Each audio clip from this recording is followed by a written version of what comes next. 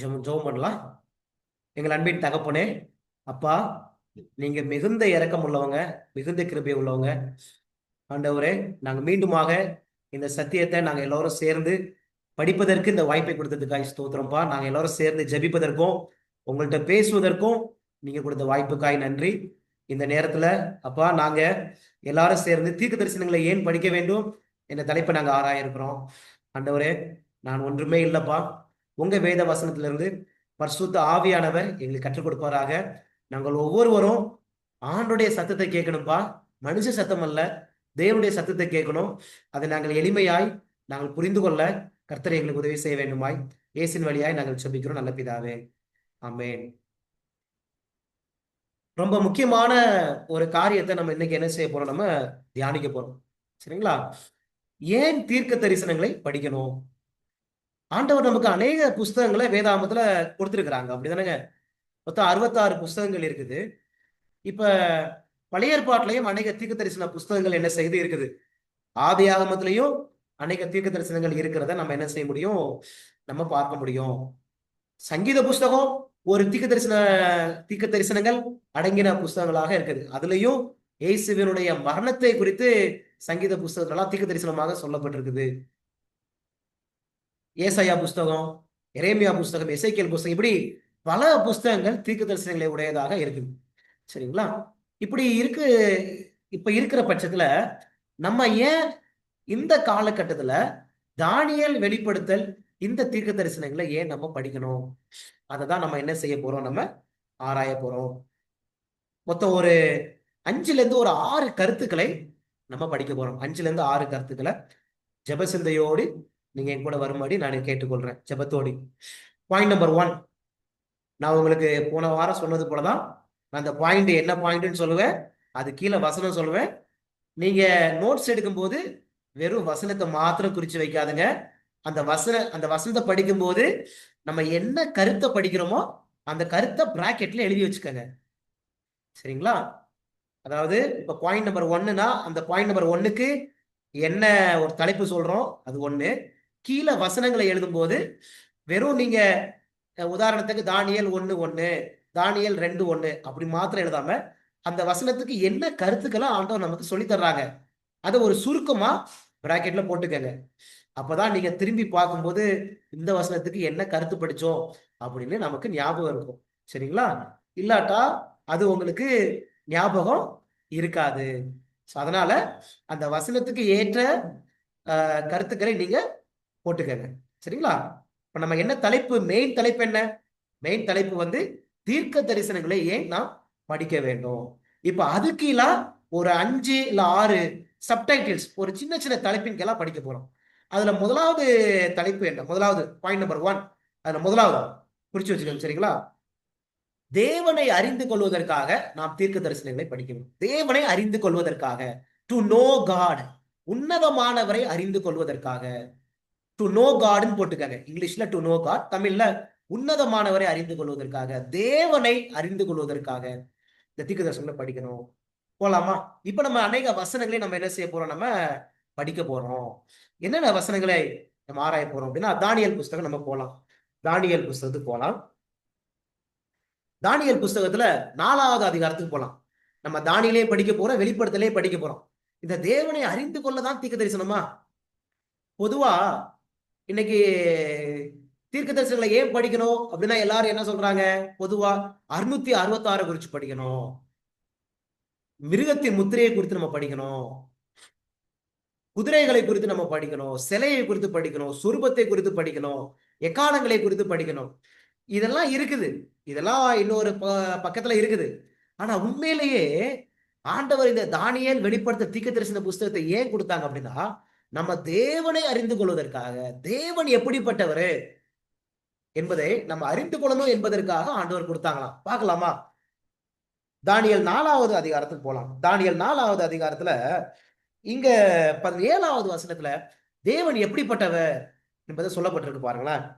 தானியேல் 4ஆம் அதிகாரத்துல 17வது வசனத்துல, உன்னதமானவர் மனுஷனுடைய ராஜ்யத்தில் ஆளுகை செய்து தமக்கு சித்தமானவனுக்கு அதை கொடுத்து மனுஷரில் தாழ்ந்தவனையும் அதன் மேல் அதிகாரியாக்குறார் என்று நரஜீவன்கள் அறியும்படிக்கு. எதை அறியும்படிக்கு?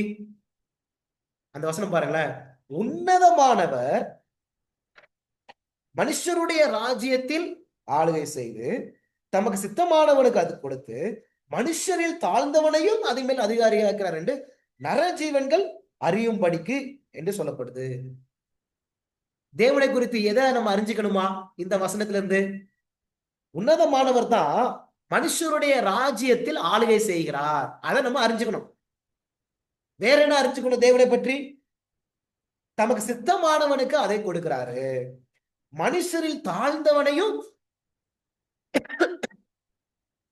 அதன் மேல் அதிகாரி ஆக்குகிறாங்க. இன்னைக்கு பாருங்களேன், நம்முடைய நாட்டுல நம்ம நமக்கு பிடிக்காதவங்க இல்ல நம்ம விரும்பாதவங்க யாராவது ஒரு பொறுப்புல வந்துட்டாங்க, ஒரு பிரைம் மினிஸ்டரா வந்துட்டாங்க, ஒரு பிரசிடென்டா வந்துட்டாங்க, ஒரு முதலமைச்சரா அவங்க வந்துட்டாங்க, ஒரு எம்எல்ஏயா வந்துட்டாங்க அப்படின்னா சில நேரங்கள நம்ம இருதயம் அப்படியே பதறுதா, இருதயம் அப்படியே கலங்குதா. ஆனா தேவனை அறிந்த பிள்ளைங்க. இப்ப தானியேல் எருசலேம்ல இருந்தார். அங்க எருசலேம்ல இருக்கும்போது அங்க யூதாவின் ராஜாவாகிய யோயாக்கீம் அவர் அவரு கீழே இவங்கெல்லாம் இருக்கிறாங்க. இப்ப தானியேல் பாபிலோனுக்கு வந்துட்டார். பாபிலோனுக்கு வந்தோட இங்க யாரு ராஜாவா இருக்கிறா? நேபுகாத்நேச்சர் ராஜாவா இருக்கிறார். உடனே தானியேல், நம்ம சொந்த ஊர்ல நம்ம நாட்டு ராஜா, நம்ம யூதாவின் ராஜா அரசாண்டாரே, இங்க நேபுகாத்நேச்சரே இருக்கிறாரு அப்படின்னு தானியேல், அனனியா, அஸ்ரே, மிஷாவேல் அவங்களாம் பயந்தாங்களா? அவங்களாம் பயப்படவே இல்லை. ஏன்னா அவங்க தேவனை சரியா புரிஞ்சுக்கிட்டாங்க, தேவனை அறிஞ்சிருந்தாங்க. ஏன்னா அந்த வசனம் சொல்லுது, உன்னதமானவர் மனுஷருடைய ராஜ்யத்தில் ஆளுகை செய்து. அவங்க என்ன அறிஞ்சு வச்சிருந்தாங்கன்னா, இந்த பூலகத்தை ஆளுகை செய்யறது ஏதோ இந்த ஒவ்வொரு பொறுப்புல இருக்கக்கூடிய அதிகாரிகள் கிடையாது. இந்த பூலகம் யாருடைய கட்டுப்பாட்டுல இருக்குது? யார் ஆளுகை செய்யறா? தேவன் ஆளுகை செய்யறாங்க.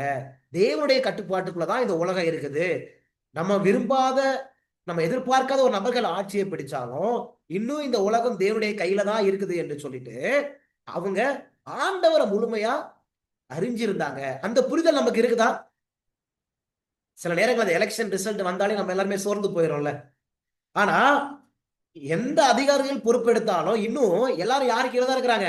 தேவனுக்கு கீழே தான் இருக்கிறாங்க. இத தானியேல் புஸ்தகம் விளக்குது. இந்த பூமியை ஆட்சி செய்றவர் தேவன். தானியேல் 2ஆம் அதிகாரத்திலையும் அதே காரியத்தை சொல்லுவார் பாருங்க. தானியேல் 2வது அதிகாரத்துல 21வது வசனத்துல அவர் காலங்களையும் சமயங்களையும் மாற்றுகிறவர், ராஜாக்களை தள்ளி ராஜாக்களை ஏற்படுத்துகிறவர். பாத்தீங்களா? ராஜாக்களை தள்ளி ராஜாக்களை ஏற்படுத்துகிறவர். இப்ப நமக்கு சில நேரங்களில் கேள்வி வரும், ஒரு அஞ்ஞான ராஜாவையும் ஆண்டவர் தன்னுடைய பூமியில ராஜா வாக்குவாரா? ஒரு அஞ்ஞான ராஜாவை அவங்களையும் ஆண்டவர் கொண்டு வருவாரா? ஒரு விக்கிரகத்தை வணங்கக்கூடிய பிள்ளைங்களை அவங்களையும் ஆண்டவர் கொண்டு வருவாரா? கொண்டு வருவார். தானியேல் 1ஆம் அதிகாரம், தானியேல் 1ஆம் அதிகாரத்துல பாருங்களேன். தானியேல் 1ஆம் அதிகாரத்துல 1வது வசனத்துல 2வது வசனத்தை வாசிக்கப்படும். தானியேல் 1 1வது வசனத்தை 2வது வசனத்தையும், யூதாவின் ராஜாவாகிய யோயாக்கீம் அரசாண்ட 3ஆம் வருஷத்திலே பாபிலோனின் ராஜாவாகிய நேபுகாத்நேச்சர் எருசலேமுக்கு வந்து அதை முற்றுகை போட்டான். அப்பொழுது ஆண்டவர், இந்த வசனம் பாருங்க, யூதாவின் ராஜாவாகிய யோயாக்கீமையும் தேவனுடைய ஆலயத்தின் பாத்திரங்களில் சிலவற்றையும் அவன் கையில் ஒப்பு கொடுத்தார். யார் கையில ஒப்பு கொடுத்தாரு? நேபுகாத்நேச்சர் கையில ஒப்பு கொடுத்துட்டார். அப்ப ஆளுகையை யார் கையில கொடுத்துட்டாரு? நேபுகாத்நேச்சர் கையில ஆண்டவர் என்ன செஞ்சிட்டாரு? இந்த ஆளுகையை கொடுத்ததாக நம்ம என்ன செய்யறோம்? நம்ம பார்க்கிறோம். தானியேல் 2ஆம் அதிகாரம் அந்த வசனத்தை பாருங்க. தானியேல் 2ஆம் அதிகாரம் தேவன் எப்படிப்பட்டவர்னு பார்த்துட்டு இருக்கிறோம். தானியேல் 2ஆம் அதிகாரம் 38வது வசனத்துல பாருங்க. இதே கருத்து வலம் வர்றத பாருங்க. தானியேல் 2:38 பாருங்களேன். சகல இடங்களிலும் உள்ள மனுபுத்திரரையும் வெளியின் மிருகங்களையும் ஆகாயத்து பறவைகளையும் அவர் உமது கையில் ஒப்பு கொடுத்து. யார் இந்த உமது? நேபுகாத்நேச்சர். தேவன் உங்க கையில ஒப்பு கொடுத்து உம்மை அவைகளை எல்லாம் ஆளும்படி செய்தார். பாத்தீங்களா? இவர் ஒரு அஞ்ஞான ராஜா, ஒரு சிலையை வணங்கக்கூடிய ஒரு ராஜா. இந்த ராஜா கையில ஆண்டவர் என்ன செஞ்சிருக்கிறாராம்? ஆளுகைய ஒப்பு கொடுத்திருக்கிறாரு. பார்க்க முடியுதுங்களா? அப்ப ஏதோ ஆளுகையை வந்து ஆண்டவர் ஒரு வெறும் யூதா ராஜாக்களுக்கும் இஸ்ரவேல் ராஜாக்களுக்கு மாத்திரம் தான் கொடுப்பாரு அப்படின்னு இல்ல வேத வசனத்துல. சரிங்களா? அஞ்ஞான ராஜாக்களுக்கும் ஆண்டவர் ஆளுகை ஒப்பு கொடுப்பாரு என்பதை நம்ம பார்க்க முடியும். ராஜாக்களை தள்ளி ராஜாக்களை ஏற்படுத்துறவர். ஆனா இங்க நமக்கு கிடைக்கக்கூடிய ஒரு நம்பிக்கையின் செய்தி என்ன? இவர்களை எல்லாம் ஆளுகிறவர் யாரு? தேவன். புரிஞ்சுக்க முடியுதுங்களா? இத தானியல் புஸ்தகம் நமக்கு வந்து சொல்லுது. இந்த புரிதல் ரொம்ப ரொம்ப அவசியம். சரிங்களா? ஏன்னா நம்ம அநேக காரியத்தை படிக்க போறோம், அநேக யுத்தங்கள் எல்லாம் படிக்க போறோம். அங்க பரிசுத்தவான்கள் துன்புறுத்தப்படுவாங்க. ஆனாலும் இந்த ராஜாக்களை எல்லாம் ஆளுகை செய்ய தேவன் என்ற நம்பிக்கை நமக்கு வந்தாதான் அந்த யுத்தத்துல நம்மளால என்ன செய்ய முடியும்? நிற்க முடியும். புரிஞ்சு முடியுதுங்களா? இப்போ அதே தானியல் 4ஆம் அதிகாரத்துல 17வது வசனம் 17வது வசனம் நம்ம தியானிச்சுட்டு இருக்கிறோம். தானியல் 4:17 தமக்கு சித்தமானவனுக்கு அதை கொடுத்து மனுஷரில் தாழ்ந்தவனையும் அதன் மேல் அதிகாரியாக்குகிறார். பாத்தீங்களா? யார் அதிகாரியாக்குறார்? மனுஷரில் தாழ்ந்தவனை. தேவன் எவ்வளவு அன்புள்ளவர் பாத்தீங்களா? எவ்வளவு பாசமானவர்ல. தாழ்ந்தவர்களை உயர்த்தக்கூடிய தேவன், புழுதியில் இருக்கக்கூடிய நபர்களை உயர்த்தக்கூடிய தேவன் இருக்கிறாங்க. அப்ப நம்ம சில நேரங்கள் ஐயோ நான் ரொம்ப தாழ்ந்து கிடக்குறேனே, ரொம்ப கீழான வேலைகளை நான் செய்யறேனே, அநேக பேர் என்னைய கொஞ்சம் தரந்தாழ்த்து பார்க்கிறாங்களே அப்படின்னு யோசிக்கிறோமா? நமக்கு ஒரு தேவன் இருக்கிறாருங்க. அவர் எப்படிப்பட்டவர்? வசனம் சொல்லுது, தாழ்ந்தவனையும் அதிகாரியாக்கக்கூடியவர். அதிகாரியாக்கக்கூடிய ஒரு அன்புள்ள தேவன் நமக்கு என்ன செய்யறாங்க? இருக்கிறாங்க. இதே வசனத்தை, இந்த 17வது வசனத்தை நீங்க அதே தானியல் 4ஆம் அதிகாரத்துல 25வது வசனத்திலையும் 32வது வசனத்திலையும் பார்க்க முடியும். இதே காரியத்தை அங்க 25வது வசனத்திலையும் பார்க்க முடியும், 32வது வசனத்திலையும். இந்த 3 வசனத்திலையும் ஒரு காரியத்தை ஆண்டவர் சொல்ல விரும்புறாரு. உன்னதமானவர் மனுஷருடைய ராஜ்யத்தில் ஆளுகை செய்கிறாரு. உன்னதமானவர் மனுஷரில் தாழ்ந்தவனையும் அதன் மேல் அதிகாரியாக்கக்கூடியவர் என்று சொல்லப்படுறத நம்ம பார்க்க முடியும். அது மாத்திரம் இல்ல, தேவன் யாரு? தேவன் எப்படிப்பட்டவர்? தானியேல் 5ஆம் அதிகாரம், தானியேல் 5ஆம் அதிகாரம் 23வது வசனத்துல பாருங்களேன். 23வது வசனத்துல இங்க தேவன் எப்படிப்பட்டவர்னு சொல்லப்பட்டிருக்கு பாருங்களேன். இங்க தானியேல் இங்க பெல்சாசார்ட்ட பேசுறாரு. பேசும்போது என்ன சொல்றாரு பாருங்க, 23வது வசனம். பரலோகத்தின் ஆண்டவருக்கு விரோதமாக உம்மை உயர்த்தினீர், அவருடைய ஆலயத்தின் பாத்திரங்களை உமக்கு முன்பாக கொண்டு வந்தார்கள். நீரும் உம்முடைய பிரபுக்களும் உம்முடைய மனைவிகளும் உம்முடைய வைப்பாட்டிகளும் அவைகள் திராட்சரசம் குடித்தீர்கள். இதுவும் அன்றி தம்முடைய கையில் உமது சுவாசத்தை வைத்திருக்கிறவரும். தேவன் யாரு? கண்டுபிடிச்சிட்டீங்களா? தேவன் யாரு? அவருடைய கையில நம்முடைய சுவாசத்தை வைத்திருக்கிறவரு. அது மாத்திரம் இல்ல, உமது வழிகளுக்கு எல்லாம் அதிகாரியமாகிய தேவனை நீர் மகிமைப்படுத்தாமல். கிடைச்சிச்சா பாயிண்ட்? இங்க 2 பாயிண்ட் கிடைச்சிச்சா? இப்ப அங்க நம்ம தானியேல் 4ல படிக்கும்போது 2 பாயிண்ட் கிடைச்சிச்சா? தேவன் எப்படிப்பட்டவர்னு படிச்சோம்? மனுஷருடைய பூமியில் ஆளுகை செய்யக்கூடியவர், சித்தமானவனு கொடுக்கிறவரு. அடுத்ததுல படிச்சோம் நம்ம தாழ்ந்தவனையும் அதிகாரியாக்கக்கூடியவரு. இங்க நம்ம என்ன படிக்கிறோம்? நம்ம தம்முடைய கையில் சுவாசத்தை வைத்திருக்கிறவரு, உமது வழிகளுக்கு எல்லாம் அதிகாரி அப்படின்னு நம்ம பார்க்க முடியுது. சரிங்களா? அப்ப நம்முடைய ஜீவன் யார் கையில இருக்குது? தேவனுடைய கையில இருக்குது. ஒரு சேஃபான ஒரு ஹேண்ட்ல, ஒரு பாதுகாப்பான ஒரு கையில நம்முடைய ஜீவன் இருக்கிறத நம்ம என்ன செய்ய முடியும்? இங்க நம்ம பார்க்க முடியும். வேற என்ன? வேற என்ன தானியேல் புத்தகத்துல சொல்லப்பட்டிருக்கு ஆண்டவர் எப்படிப்பட்டவர் என்று? வேற எங்க சொல்லப்பட்டிருக்கு? தானியேல் 2ஆம் அதிகாரம், தானியேல் 2ஆம் அதிகாரத்துல 20வது வசனம், 20வது வசனத்துல 21, 22, 20வது வசனம், 21வது வசனம், 22வது வசனத்துல பாருங்களேன். தானியேல் 2, 20, 21, 22. பின்பு தானியேல் சொன்னது, தேவனுடைய நாமத்துக்கு என்றென்றைக்கும் உள்ள சதா காலங்களிலும் ஸ்தோத்திரம் உண்டாவதாக. ஞானமும் வல்லமையும் அவருக்கே உரியது. அவர் காலங்களையும் சமயங்களையும் மாற்றுகிறவர், ராஜாக்களை தள்ளி ராஜாக்களை ஏற்படுத்துகிறவர், ஞானிகளுக்கு ஞானத்தையும் அறிவாளிகளுக்கு அறிவையும் கொடுக்கிறவர். 22, அவரே ஆழமும் மறைபொருளுமானதை வெளிப்படுத்துகிறவர்.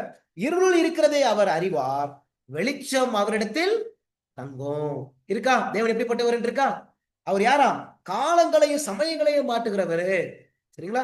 ஏற்ற காலத்துல எல்லாவற்றையும் செய்யக்கூடிய ஒரு தேவன். ஆழமும் மறைபொருள்களை வெளிப்படுத்தக்கூடியவர். இருளில் இருக்கிறதை அவர் அறிவார். அவருக்கு சகலமும் வெளிச்சமாக அங்க இருக்குது. ஏதாவது ஆண்டவர்கிட்ட மறைக்க முடியுமா? ஏதாவது ஆண்டவர்கிட்ட மறைக்க முடியுமா? சில நேரங்கள்ல நம்முடைய போன்ல சில நேரங்கள்ல ஏதாவது ஒண்ணு பார்ப்போம். ஒரு தவறான தீமையான காரியத்தை பார்த்தோம் அப்படின்னா என்ன செய்வோம்? நம்ம உடனே அப்படியே ஹிஸ்டரியை போயிட்டு ஒரு டெலிட் பண்ணிடுவோம். டெலிட் பண்ணிட்டு அப்படியே சபைக்கு நல்ல ஒரு நீதிமான் போல காட்சி அளிப்போம். ஆனா இது ஆண்டவருக்கு தெரியுமா? வசனம் சொல்றது இருளில் இருக்கிறதை அவர் அறிவார். அப்ப இவரு இருளில் இருக்கிறத அவர் அறிவார் என்பதை நம்ம புரிஞ்சுக்கிட்டோம் அப்படின்னா நம்ம இன்னும் இருட்டுல இருப்போமா? நம்ம இன்னும் சில பாவங்களை நம்ம ரொம்ப நேசித்துட்டு அப்படியே இருதயத்துல போட்டுட்டு இருப்போமா? அவர் அறிவார், வெளிச்சம் அவரிடத்தில் தங்கும். பாருங்க எவ்வளவு அழகா தேவன் எப்படிப்பட்டவர் என்பதை சொல்லப்பட்டிருக்கு. தானியேல் 9ஆம் அதிகாரம். தானியேல் 9ஆம் அதிகாரம் போங்க. ரொம்ப அழகான ஒரு காரியம் இருக்கு பாருங்க, அவர் எப்படிப்பட்டவர் என்பதை. தானியேல் 9ஆம் அதிகாரம் 26வது வசனம். தானியேல் 9ஆம் அதிகாரம் 26வது வசனம் பாருங்களேன். 26ல அந்த 62 வாரங்களுக்கு பின்பு மேசியா சங்கரிக்கப்படுவார், ஆனாலும் தமக்காக அல்ல. நகரத்தையும் பரிசுத்த ஜலத்தையும் வரப்போகிற பரிசுத்த ஸ்தலத்தையும் நகரத்தையும் வரப்போகிற பிரபுவின் ஜனங்கள் அழித்து போடுவார்கள். சரி, இங்க என்ன போட்டிருக்குதுங்க? அடுத்த பாயிண்ட், தேவன் யாரு? அவர் மேசியா சங்கரிக்கப்படுவாரு, ஆனா யாருக்காக அல்ல? தமக்காக அல்ல. அப்ப யாருக்கு? நமக்காக. நமக்காக ஜீவனையே கொடுக்கக்கூடிய ஒருத்தர் என்ன செய்யறாரு? இருக்கிறாரு என்பதை இந்த தானியேல் 9ஆம் அதிகாரம் என்ன செய்யுது? சொல்லுது. சரிங்களா? இப்ப பாருங்களேன்.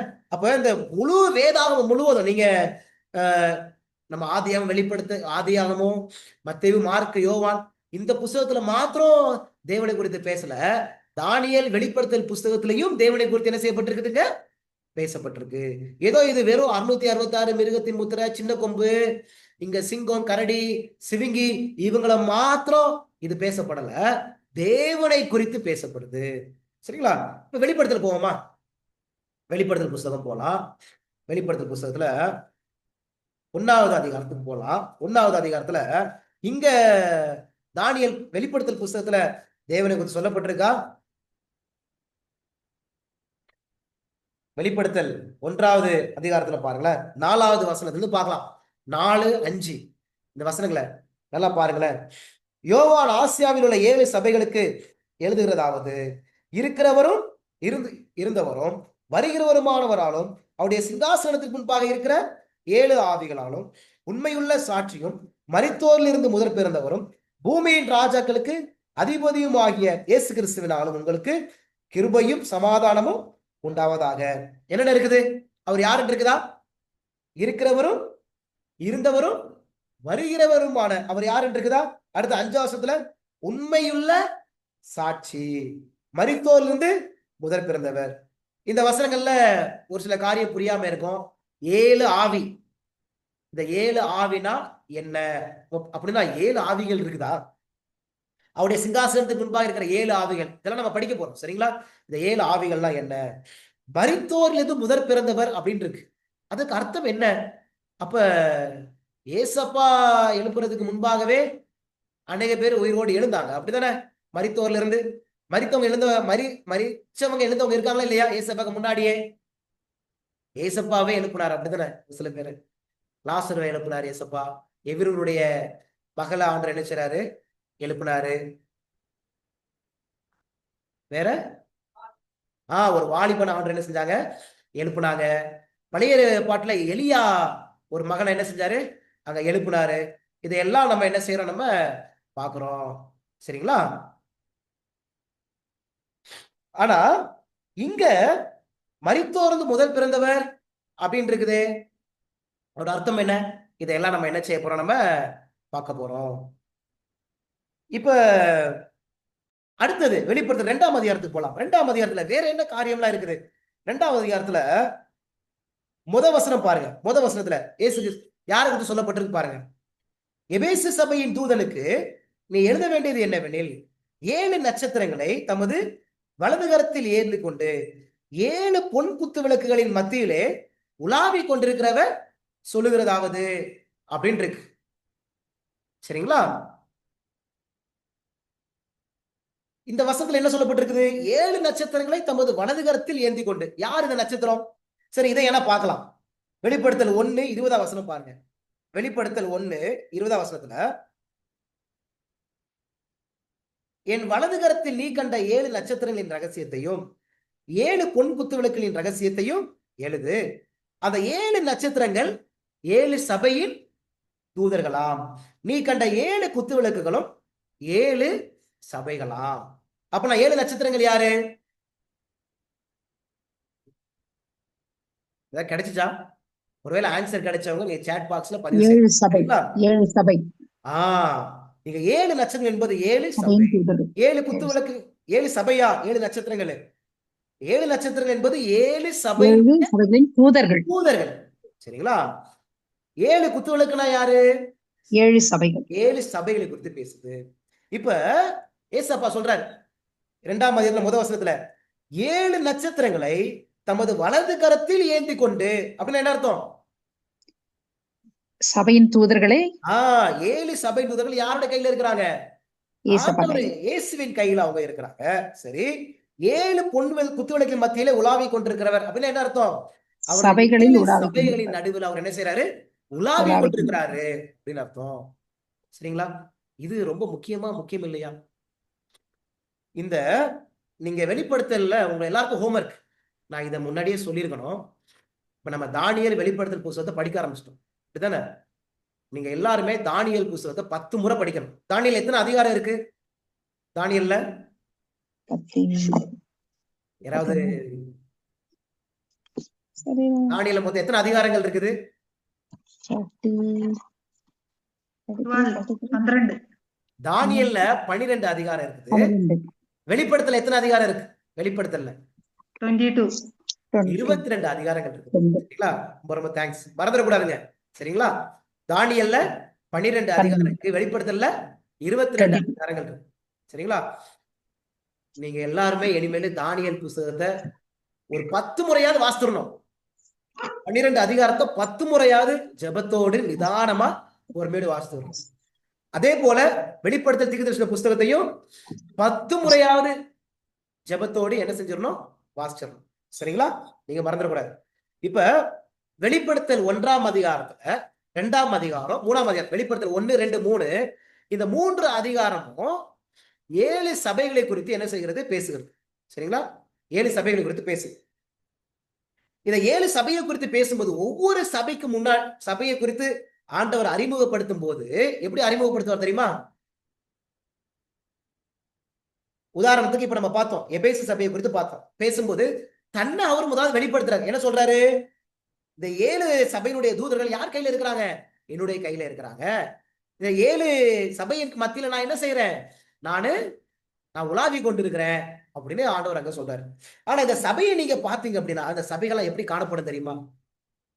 எப்படி காணப்படும் தெரியுமா? ஒவ்வொரு சபையிலையும் குறை இருந்துச்சா இல்லையா?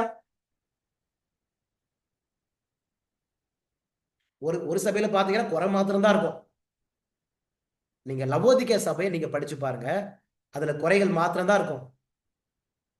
பிலதெல்பியா சபையை நீங்க படிச்சு பாத்தீங்க அப்படின்னா அங்க நன்மைகள் மாத்திரம் தான் இருக்கும்.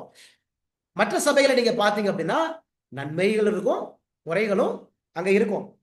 பாருங்க, உதாரணத்துக்கு 4வது வசனம், எபேசியர் அந்த சபைக்கு எழுதும் போது வெளிப்படுத்தல் 2ல 4வது வசனம், ஆனாலும் நீ ஆதியில் கொண்டிருந்த அன்பை விட்டாய். குறை இருக்கா?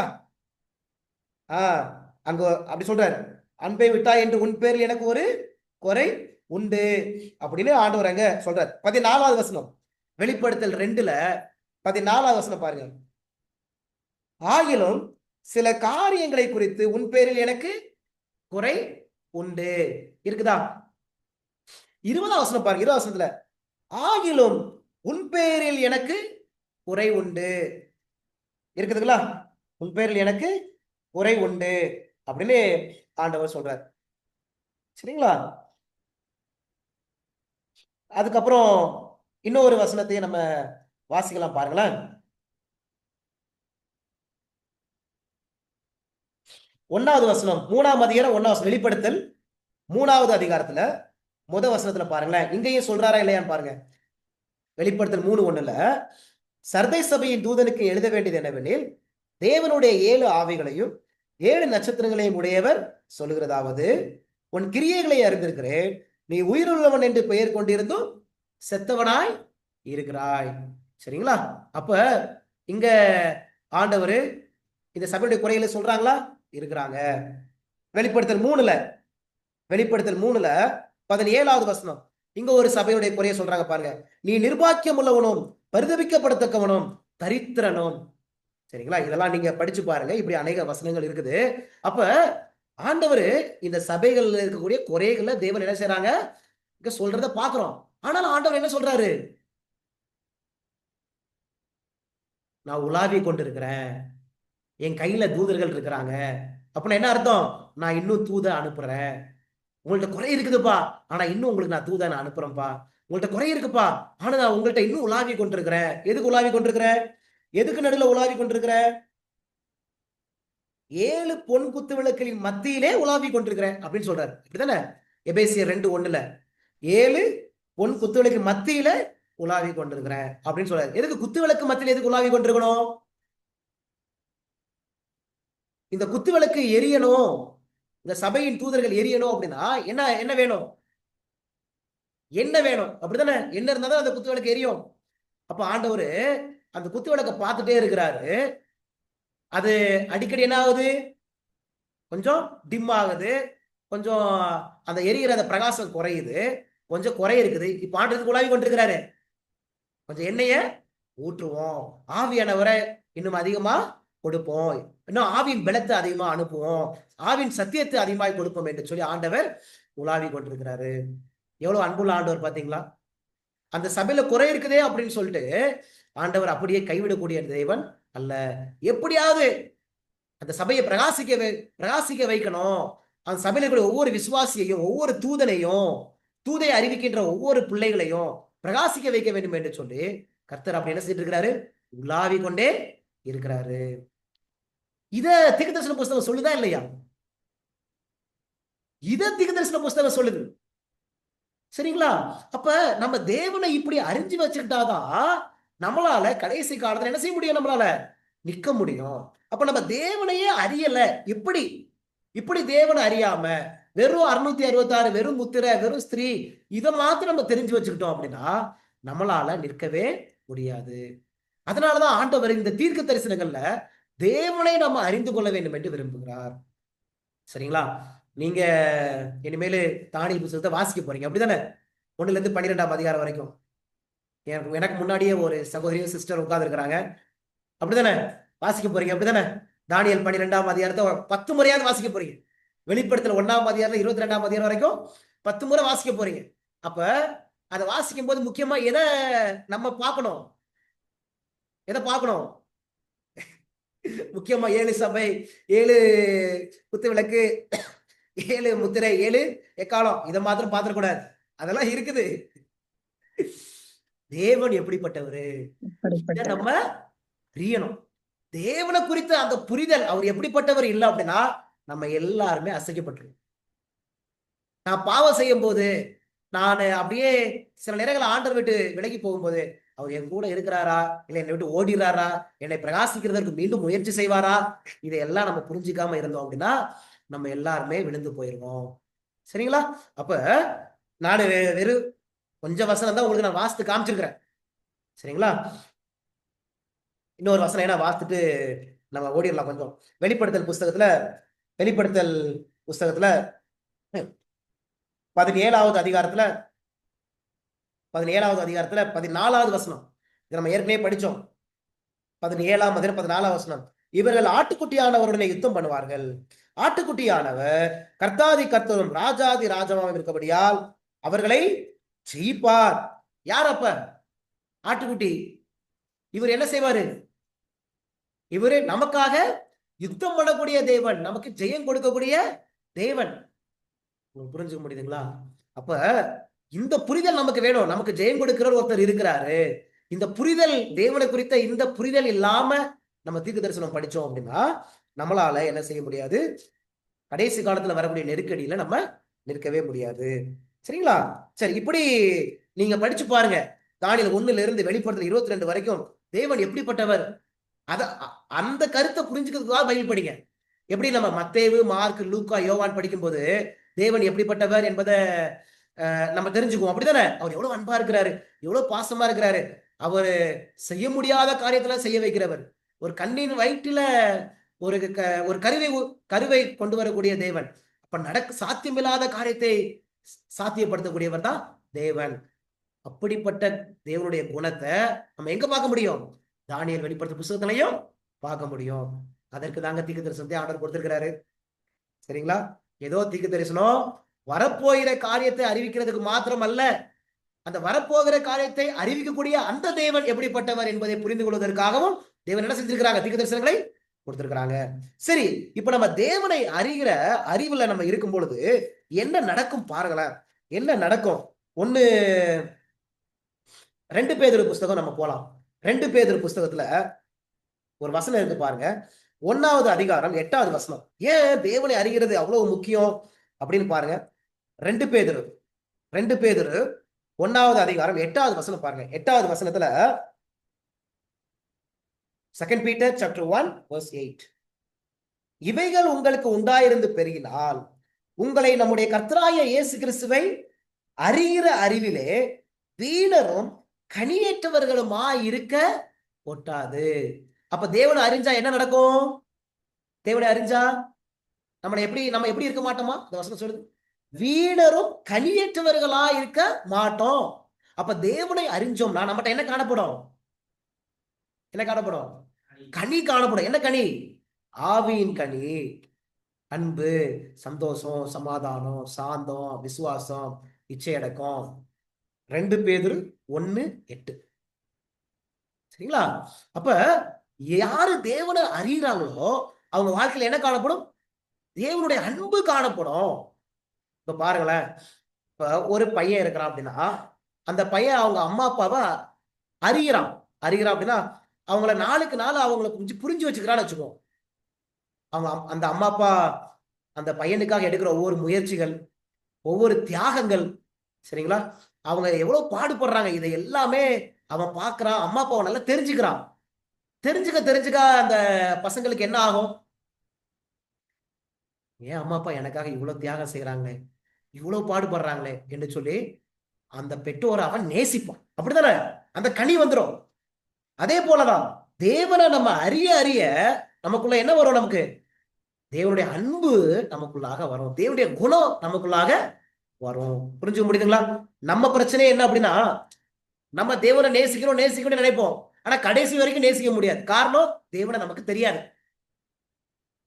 தேவன் யாரு, அவர் எப்படிப்பட்டவர், எனக்காக எவ்வளவு பாடுபட்டு இருக்கிறாரு, என் மேல எவ்வளவு அன்பு வச்சிருக்கிறாரு அப்படின்னு நம்ம அவரை அறிஞ்சுக்கிட்டாதானே அவரை நம்ம நேசிக்கிறதுக்கே மனசு வரும். நம்ம அவரை தெரிஞ்சுக்கிறதற்கு, அவரை அறிந்து கொள்வதற்கு நேரத்தை ஒதுக்காம அவரை நேசிப்பதற்கு நேரத்தை ஒதுக்குவோமா? அங்கதான் பிரச்சனையே. சரிங்களா? அங்கதான் பிரச்சனை. இன்னொரு வசனம் பாருங்க. தானியேல் புஸ்தகம் 11வது அதிகாரம் 32வது வசனம். தானியேல் புஸ்தகம் 11வது வசனம், 11வது அதிகாரம் 32வது வசனம் பாருங்களேன்.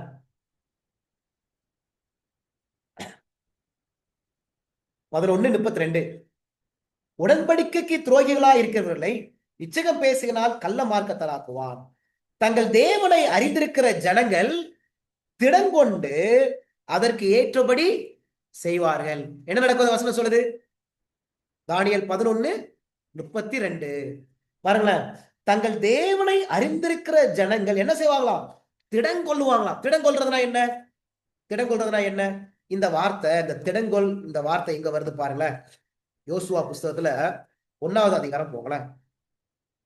யோசுவா புஸ்தகத்துல 1வது அதிகாரத்துல இதே வார்த்தை எப்படி வருது பாருங்க. 9வது வசனம். யோசுவா புஸ்தகம் 1வது அதிகாரம் 9வது வசனத்துல, நான் உனக்கு கட்டளையிடவில்லையா? பலங்கொண்டு திடமனதாயிரு, திகையாதே, கலங்காதே, நீ போகும் இடமெல்லாம் உன் தேவனாகிய கர்த்தர் உன்னோடு இருக்கிறார். அங்க நம்ம திடங்கொண்டு அப்படின்னு பார்த்தோம். இங்க என்ன வருது? திடமனதாய் இரு, பலங்கொண்டு திடமனதாய் இரு. சரிங்களா? அப்ப தானியேல் 11:32 நம்ம பாக்குறோம், தேவனை அறிந்திருக்கிற ஜனங்கள் எப்படி இருப்பாங்களாம்? திடம் கொள்ளுவாங்களாம். அப்படின்னு என்ன அர்த்தம்? அவங்க பலம் கொள்ளுவாங்களாம். இங்கிலீஷ்ல படிச்சீங்கன்னா ஸ்ட்ராங், கரேஜ். அவங்க தைரியமா இருப்பாங்களாம். தேவனை அறிந்த ஜனம் பலம் கொள்ளுவாங்களாம். இப்ப அந்த பலம் கொண்டு திடம் கொண்டு என்ன செய்வாங்க தெரியுமா?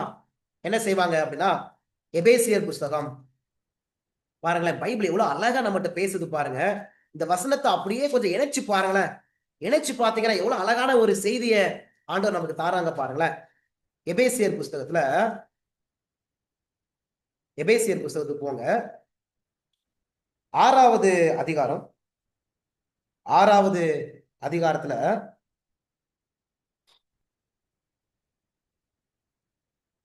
10வது வசனம் பாருங்களேன். 10வது வசனத்தை 11வது வசனத்திலையும் எபேசியர் 6ஆம் அதிகாரத்துல இந்த பலங்கொண்டு திடங்கொண்டு இதெல்லாம் வருதான்னு பாருங்க. 6, 10, 11. கடைசியாக என் சகோதரரே, கர்த்தரிலும் அவருடைய சத்துவத்தின் வல்லமையிலும் பலப்படுங்கள். வருதா? பலப்படுங்க, திடங்கொள்ளுங்க, அந்த கரேஜ், ஸ்ட்ராங், அந்த வார்த்தை வருதா? சரி, இப்ப பலப்பட்டா என்ன நடக்கும்? அந்த வசனம் பாருங்க. நீங்கள் பிசாசின் தந்திரங்களோடு எதிர்த்து நிற்க திராணி உள்ளவர்களாகும்படி தேவனுடைய சர்வாயுத வர்க்கத்தையும் தரித்துக் கொள்ளுங்கள். அப்ப பிசாசினுடைய தந்திரங்களை எதிர்த்து நிற்பதற்கு நமக்கு என்ன தேவை? பலம் தேவை, பலன் தேவை. நமக்கு திடமனதா இருக்கணும். இது எப்படி கிடைக்கும்? எப்படி நமக்கு அந்த பலன் கிடைக்கும்? எப்படி கிடைக்கும்? தேவனை அறிஞ்சாதான். அதான் தானியேல் 11ல அந்த 32வது வசனம் சொல்லுது, தேவனை அறிந்திருக்கிற ஜனங்க திடமா இருப்பாங்க. சிங்க கபில போட்டா கூட அவங்க எப்படி இருப்பாங்க? அவங்க பலமா இருப்பாங்க. அக்கினி சூளை முன்னாடி இருக்கும், அப்ப கூட அவங்க பலமா இருப்பாங்க. இதெல்லாம் எப்படி நடக்கும்? அவங்கள தேவனை அறிகிற அறிவில் அவங்க வளருவாங்க. எந்த அளவுக்கு ஒரு மனுஷன் தேவன் அவர் பயங்கரமா இருக்கிறார், மகா பலசாலி, அவர் சர்வ வல்லமை உள்ள தேவன். இப்படி தேவனை யாரு சாத்தியமில்லாத காரியத்தை சாத்தியப்படுத்தக்கூடிய தேவன். சரிங்களா? அப்ப யாரு தேவனை சரியா புரிஞ்சு வச்சிருக்காங்களோ அவங்கதான் பிசாசினுடைய தந்திரங்களை எதிர்த்து நம்ம என்ன செய்ய முடியும்? இருக்க முடியும். சரிங்களா? இன்னொரு வசனம் பாருங்க.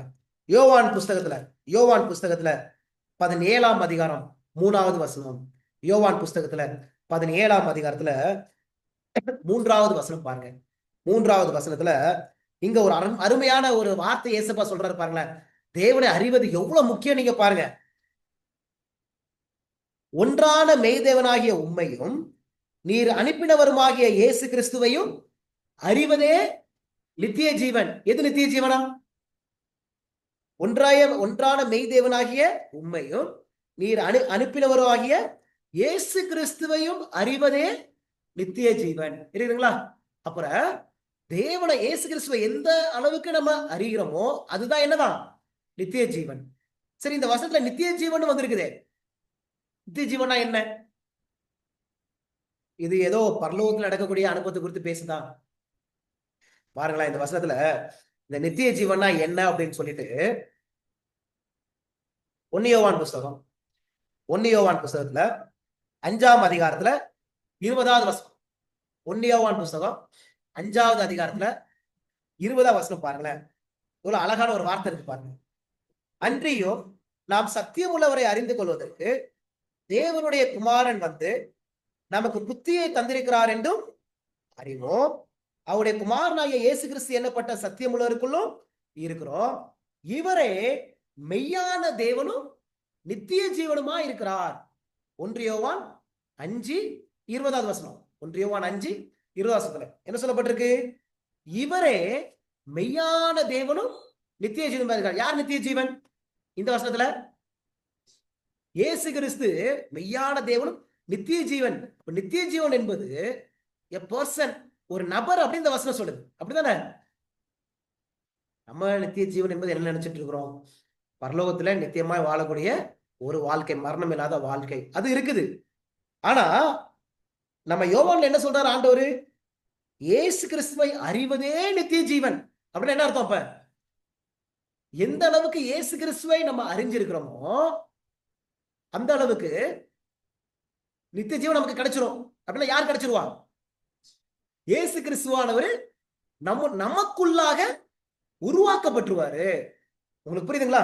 பாருங்களேன், இத பவுல் ரொம்ப அழகா கலாத்தியர் புஸ்தகத்துல சொல்றாரு பாருங்களேன். இதான் முக்கியமான இந்த தானியேல் புஸ்தகம் சொல்லப்பட்ட காரணமே இதுதாங்க. கலாத்தியர் புஸ்தகத்துல 4ஆம் அதிகாரம் 19ஆம் வசனம்.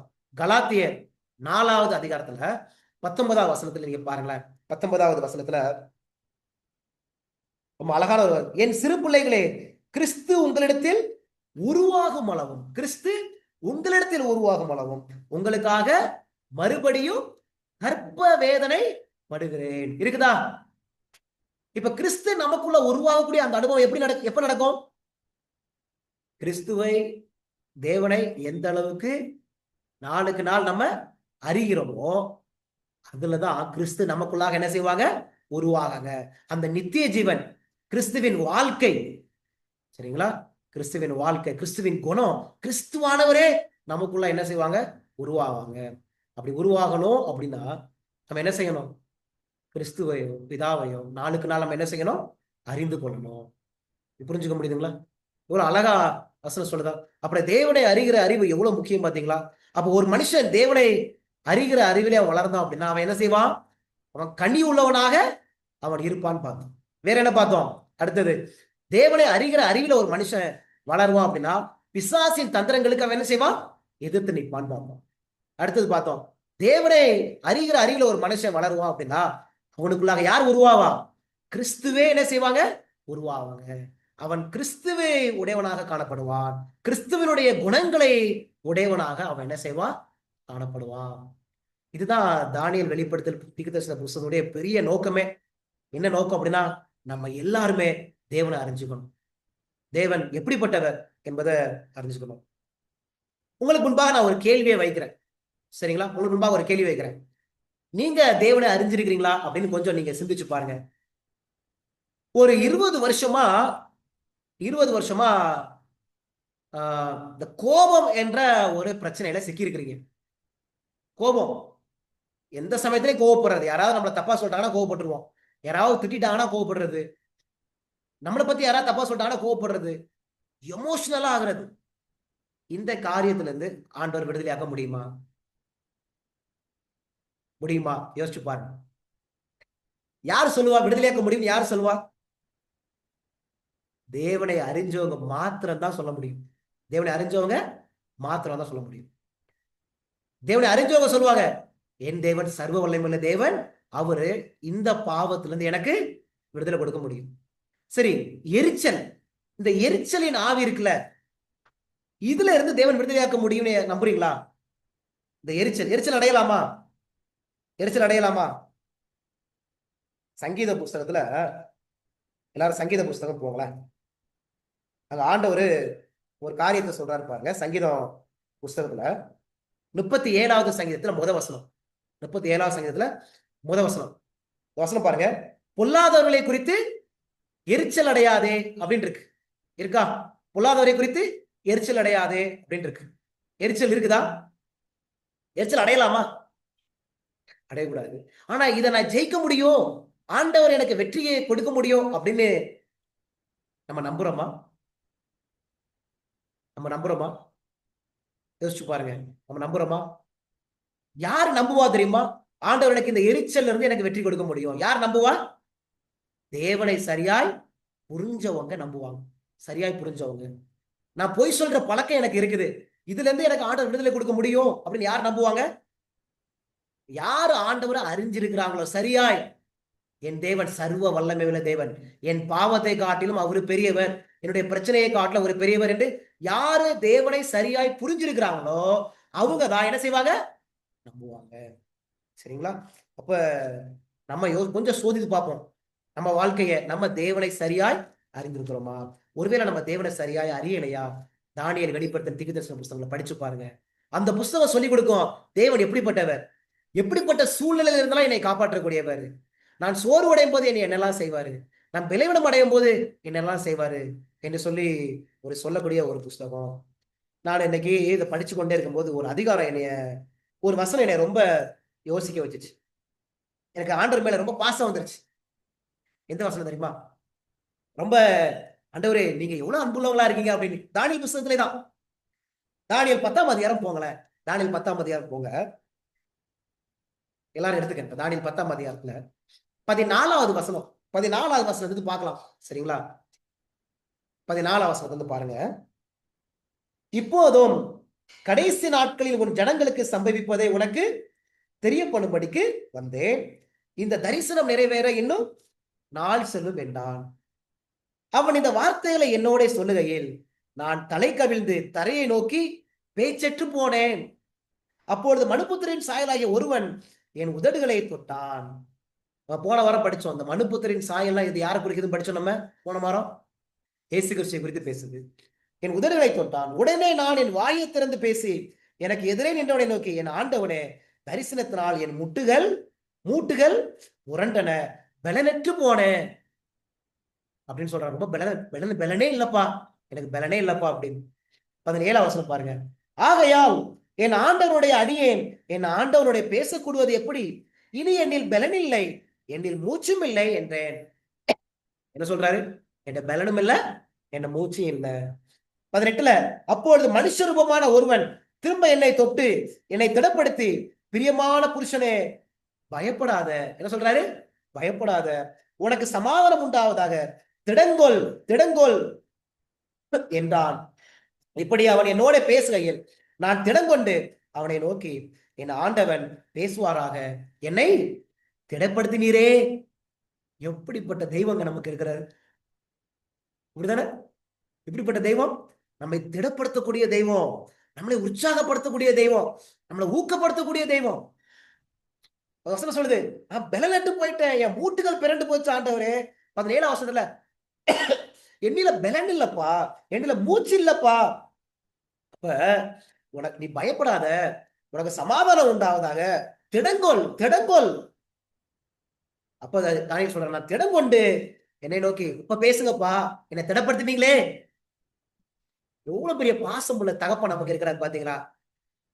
நம்மளை திடப்படுத்தக்கூடியவருங்க. ஒருவேளை சோர்ந்து போயிருக்கீங்களா? பலவீனமா இருக்கீங்களா?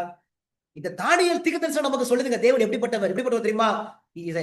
Is a God of encouragement. அவர் நம்மை ஊக்கப்படுத்தக்கூடியவர், திடப்படுத்தக்கூடியவர். ஒருவேளை பாவத்துல விழுந்து பலனற்று போன உடனே என்னை அப்படியே விடக்கூடிய தகப்பன் அல்ல, என்னை திடப்படுத்தி மீண்டுமாக எழுப்பி நிற்க வைக்கக்கூடிய ஒரு தகப்பன். சரிங்களா? என்னை பயமுறுத்தக்கூடிய தகப்பன் அல்ல. என்ற நான் பயப்படும் போது பயப்படாதே என்று சொல்லி என்னை பலப்படுத்தக்கூடிய தகப்பன் நமக்கு என்ன செய்றாங்க? இருக்கிறாங்க.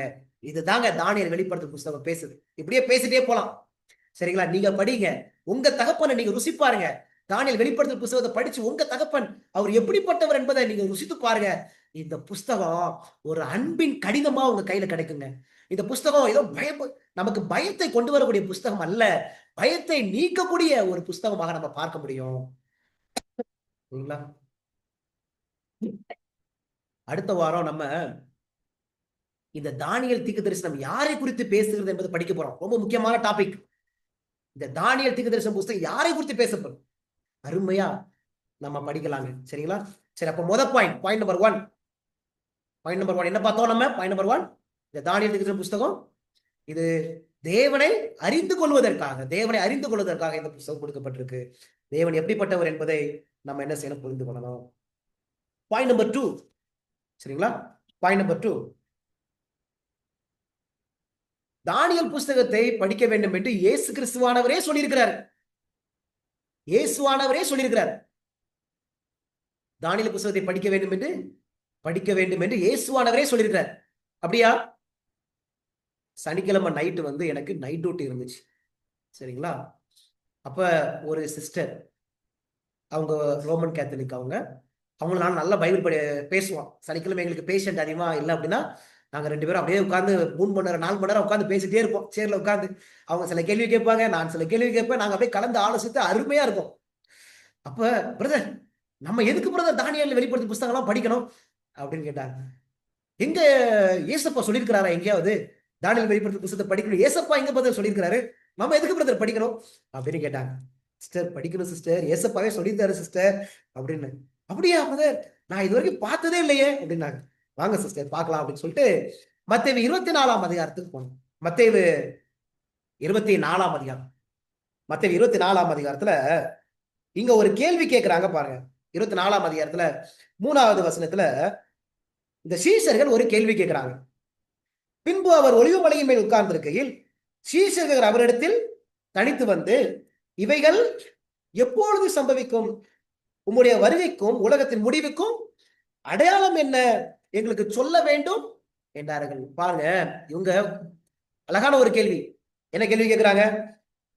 இந்த உலகத்தின் முடிவு எப்போ வரும்? உம்முடைய வருகைக்கும் உலகத்தின் முடிவுக்கும் சில அடையாளங்கள் என்ன அப்படின்னு கேட்கிறாங்க.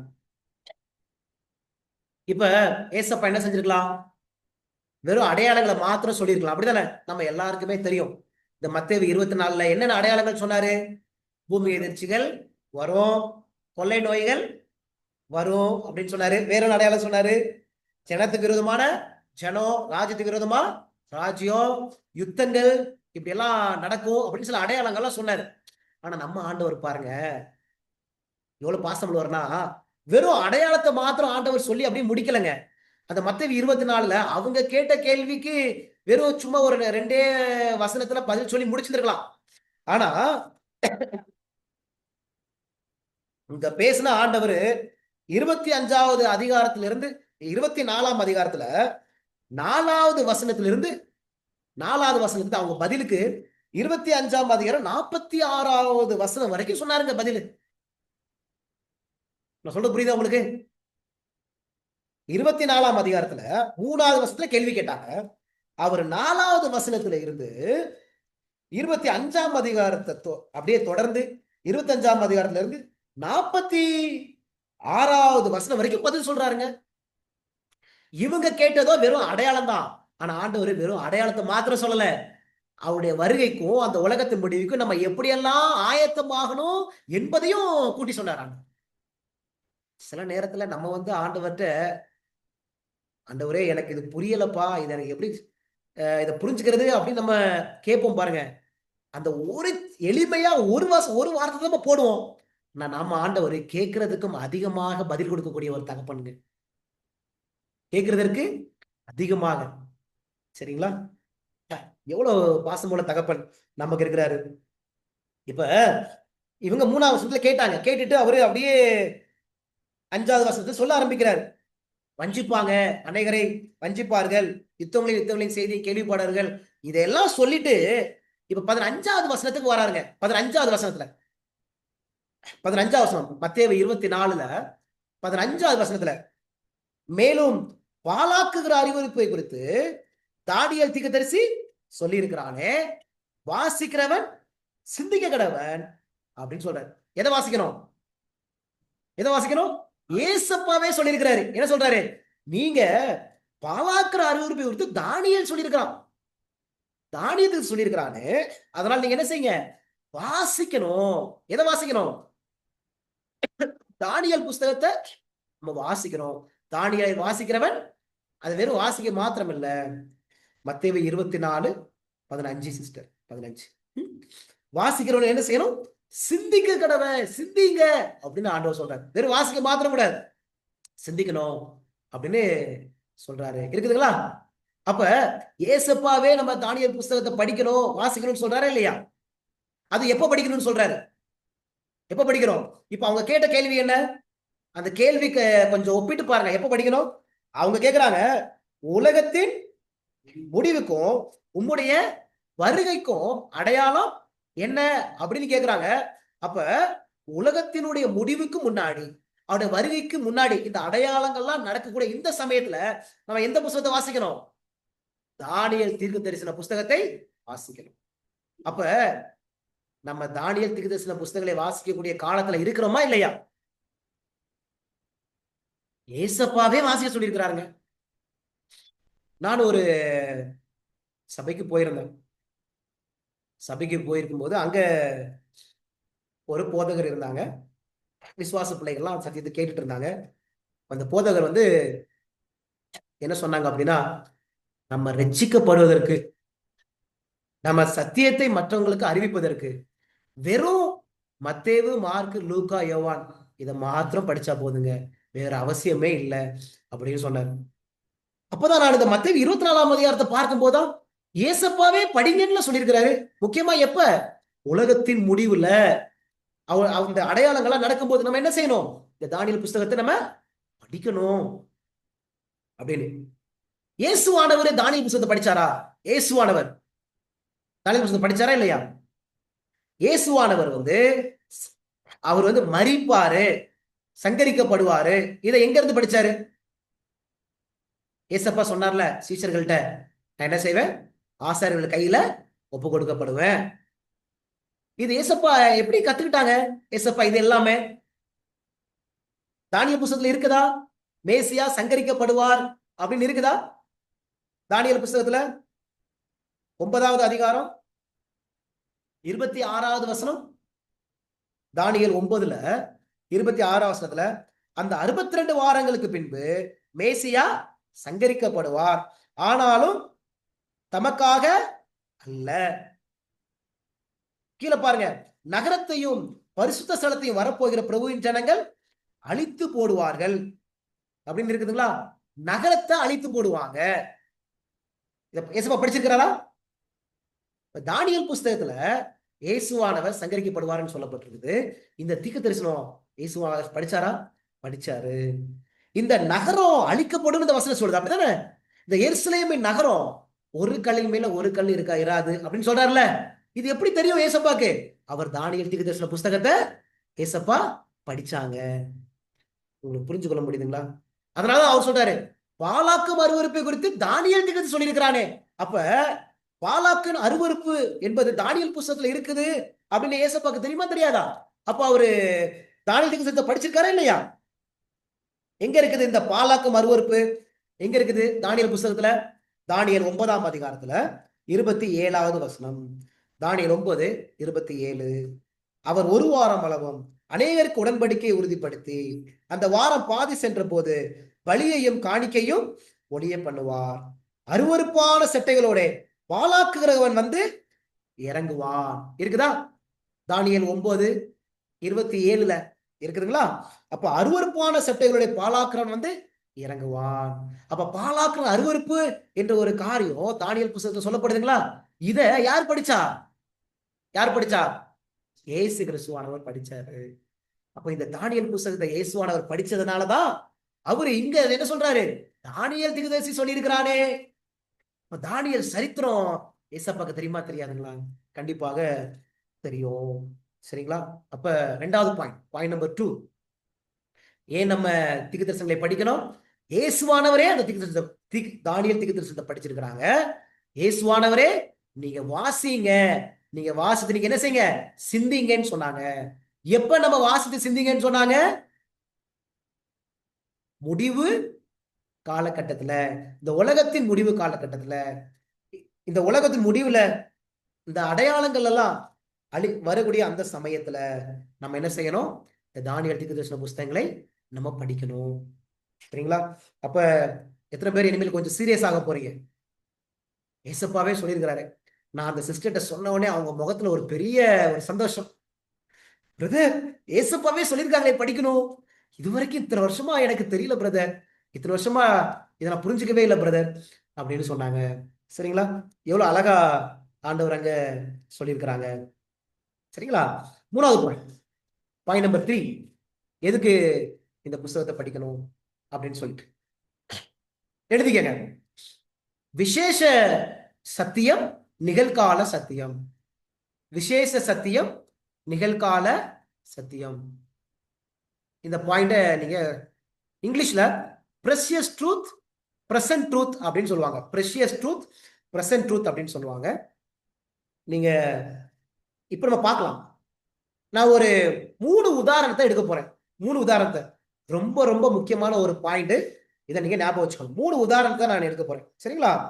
இப்ப நோவா காலத்துக்கு நம்ம போலாம். நோவா காலத்துல ஆண்டவர் என்ன சொன்னாரு? ஆதியாகமம் புஸ்தகத்துல நம்ம என்ன பார்க்கிறோம்? 6வது அதிகாரத்துல 14வது வசனம். 14வது வசனத்துல ஆண்டவர் சொல்றாரு, நீ கொப்பேர் மரத்தால் உனக்கு ஒரு பேழையை உண்டாக்கு அப்படின்னு சொல்றாரு. அப்படித்தானே? எதுக்கு உண்டாக்குன்னு சொல்றாரு? ஆதியாகமம்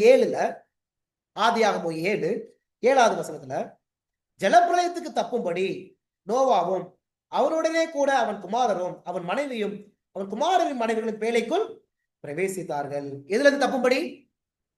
ஜலப்பிரளயத்திலிருந்து தப்புவதற்காக. இப்ப எத்தனை வருஷங்கள் ஆண்டவர் கொடுத்தாரு? நம்ம எல்லாருக்குமே தெரியும். 120 வருஷங்கள் ஆண்டவர் என்ன செஞ்சாங்க? இவங்களுக்கு கொடுத்தாங்க. இந்த நோவா காலத்து ஜனங்கள் இவங்க மனம் திரும்புவதற்கு. இப்ப இவங்க வெறும் நோவா காலத்து ஜனங்கள் மாத்திரம் மனம் திரும்பணும்னு நினைச்சா, நோவா காலத்து குடும்பம் மாத்திரம் ரட்சிக்கப்படணும்னு விரும்புறாங்களா, இல்ல அந்த சமயத்துல வாழ்ந்த மக்களும் ரட்சிக்கப்பட வேண்டும் என்று ஆண்டவர் விரும்பினாரா? எல்லாரும் ரட்சிக்கப்பட வேண்டும் விரும்பினார். 3வது வசனம் பாருங்க. ஆதியாகமம் 6ஆம் அதிகாரத்துல 3வது வசனத்துல, அப்பொழுது கர்த்தர் என் ஆவி என்றைக்கும் மனுஷனோட போராடுவது இல்லை. அப்ப ஆண்டவர் அந்த காலத்துல இருந்த மக்களோட போராடினாரா இல்லையா? இந்த ஜலப்பிரளயத்துல எல்லாருமே தப்பிக்க வேண்டும் அப்படின்னு ஆண்டவர் என்ன செஞ்சாங்க? போராடினாங்க அப்படின்னு பார்க்கணும். இந்த சமயத்துல நோவா பிரசங்கம் பண்ணார். அப்படித்தானே? நோவா பிரசங்கம் பண்ணார். எங்க இருக்கு வசனம் நோவா பிரசங்கம் பண்ணதாக? 2 பேதுரு 2ஆம் அதிகாரம் 5வது வசனம். 2 பேதுரு 2ஆம் அதிகாரம் 5வது வசனம். 2 பேதுரு 2ஆம் அதிகாரத்துல 5வது வசனத்துல, பூர்வ உலகத்தையும் தப்ப விடாமல் நீதியை பிரசங்கித்தவனாகிய நோவா முதலான 8 பேரை காப்பாற்றி அவபக்தியுள்ளவர்கள் நிறைந்த உலகத்தின் மேல் ஜலப்பிரளயத்தை வரப்பண்ணி அப்படின்னு இருக்கு. அப்படித்தானே? நோவா பிரசங்கம் பண்ணாரா? நீதியை பிரசங்கித்தவனாகிய நோவா. அப்ப நோவா இந்த சமயத்துல பிரசங்கம் பண்ண, எதை பிரசங்கம் பண்ணாரா? இந்த வசனம் சொல்லுது, நீதியை என்ன செஞ்சாரு? பிரசங்கம் பண்ணாரு. சரிங்களா? நீதி என்று சொன்னா என்ன அர்த்தம்? பைபிள்ல நீதி என்பதற்கு அநேக காரியம் இருக்குது, நம்ம பின்னாடி படிக்க போறோம். சரிங்களா? நீதி என்பது இயேசு கிறிஸ்துவை குறிக்கும். நீதி என்பது தேவனுடைய பிரமாணத்தை அது என்ன செய்யும்? குறிக்கும். உங்களுக்கு வேணும்னா இந்த வசனத்தை குறிச்சு வச்சுக்கலாம். எரேமியா புஸ்தகத்துல நீங்க வீட்டுல போய் படிங்க. எரேமியா புஸ்தகத்துல 23வது அதிகாரத்துல 5வது வசனம் 6வது வசனம் 5வது வசனம் 6வது வசனம் படிச்சு பாத்தீங்கன்னா, இங்க நீதி என்பது இயேசு கிறிஸ்துவை குறித்து பேசப்படும். சரிங்களா? நீதி என்பது பிரமாணம் என்பது எங்க சொல்லுது? சங்கீத புஸ்தகத்துல 119வது சங்கீதம் 119வது சங்கீதத்துல 172வது வசனம் 172வது வசனம், உமது கற்பனைகள் எல்லாம் நீதி உள்ளவைகள். சங்கீதம் 119ல 172வது வசனம். சரிங்களா? அப்ப நோவா இயேசு கிறிஸ்துவை குறித்தும் நோவா 10 பிரமாணத்தை குறித்தும் அவர் என்ன செஞ்சாரு? அவரு பிரசங்கம் பண்ணினாரு. எல்லாம் பாக்குறோம். வேற என்ன பிரசங்கம் பண்ணிருப்பாரு? ஜலப்பிரளயத்தை குறித்து பிரசங்கம் பண்ணிருப்பாரா? பண்ணிருக்க மாட்டாரா? கண்டிப்பா. அப்படித்தானே? இந்த ஜலப்பிரளயம் வரப்போகுது பிரசங்கம் பண்ணிருப்பாரு. அந்த பேழைக்குள்ள பிரவேசிங்க இந்த பிரசங்கம் பண்ணிருப்பாரு. பண்ணிருக்க மாட்டாரா? கட்டாயம் என்ன செஞ்சிருப்பாரு? பண்ணிருப்பாரு. இப்ப இந்த சத்தியம், ஜலப்பிரளயம் வரப்போகுது, இந்த பேழைக்குள்ள பிரவேசிங்க என்ற ஒரு சத்தியம் இருக்குது. ஏதோ ஒரு பக்கத்துல வச்சுக்க. இதுக்கு முன்னாடி நோவாக்கு என்னென்ன சத்தியங்கள்லாம் தெரியும்? இதுக்கு முன்னாடி நோவாக்கு என்னென்ன சத்தியங்கள்லாம் தெரியும்? ஆதாம் ஏவாள் சத்தியம் அவங்களுக்கு தெரியும். சிருஷ்டிப்பை குறித்த சத்தியம் அவங்களுக்கு தெரியும். அப்படித்தானே? காயின் ஏபேலை குறித்த சத்தியம் அவருக்கு தெரியும். ஈனோக்கை குறித்த சத்தியம் அவருக்கு தெரியும். ஏன்னா இவங்க எல்லாம் எங்க வாழ்ந்தாங்க? எங்க வாழ்ந்தாங்க? நோவா காலத்துக்கு முன்னாடி இவங்க எல்லாம் என்ன செஞ்சாங்க? வாழ்ந்தாங்க. இப்ப சிருஷ்டிப்பை குறித்த ஒரு சத்தியம் இருக்குது, ஆதாம் ஏவாளை குறித்த ஒரு சத்தியம் இருக்குது, காயின் ஆபேலை குறித்த ஒரு சத்தியம் இருக்குது. இப்ப நோவாட்ட இன்னொரு சத்தியம் கிடைச்சிருச்சு. என்ன சத்தியம் கிடைச்சிருச்சு? இப்ப நீதியை குறித்த ஒரு சத்தியம் இருக்குது. முக்கியமா இன்னொரு சத்தியம், என்ன சத்தியம் கிடைச்சிருச்சு? பேழையை உண்டு பண்ணு, அந்த பேழைக்குள்ள என்ன செய்யணும்? பேழைக்குள்ள எல்லாரையும் நீ கூப்பிடு. அல்ல என்ன வரப்போகுது? ஜலப்பிரளயத்துல இருந்து அவங்க தப்பிக்கணும். இப்ப இந்த சத்தியம் கிடைச்சிருச்சு. இப்ப அதுக்கு முன்னாடி அதெல்லாம் இருக்குது. இப்ப எந்த சத்தியம் ரொம்ப ரொம்ப முக்கியமான சத்தியம் நோவாக்கு?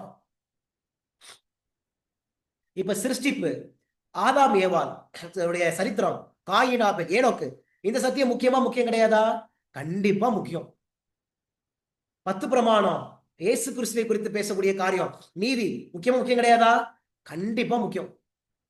ஆனா வெறும் இந்த சத்தியத்தை மாத்திரம் நோவா பிரசங்கம் பண்ணிட்டே வராருன்னு வச்சுக்கோமே, இந்த ஜலப்பிரளயத்துக்கு ஜலப்பிரளயம் வரப்போகுதுப்பா, இந்த பேழைக்குள்ள நீங்க பிரவேசிக்கணும்ப்பா, இந்த சத்தியத்தை அவர் பேசல. என்ன நடக்கும்? என்ன நடக்கும்? அவங்க எல்லாரும் என்ன செஞ்சிருப்பாங்க? அவங்க அவங்களுக்கு வரக்கூடிய அந்த அழிவிலிருந்து என்ன செஞ்சிருப்பாங்க? தப்பிச்சிருக்க மாட்டாங்க. அப்படித்தானங்க? அப்ப இங்க ரெண்டு சத்தியங்கள் இருக்கிறத பார்க்க முடியும். ஒண்ணு விசேஷ சத்தியம். என்னென்ன விசேஷ சத்தியம்? நோவா காலத்துல எது விசேஷ சத்தியம்? கிரியேஷன், சிருஷ்டிப்பு. சரிங்களா?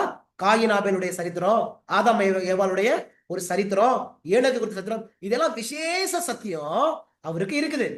இப்ப ஆண்டவர் ஒரு நிகழ்கால நோவாக்கு அந்த சமயத்துல ஒரு நிகழ்கால சத்தியத்தை கொடுக்குறாரு. என்ன சத்தியம் கொடுக்குறாரு?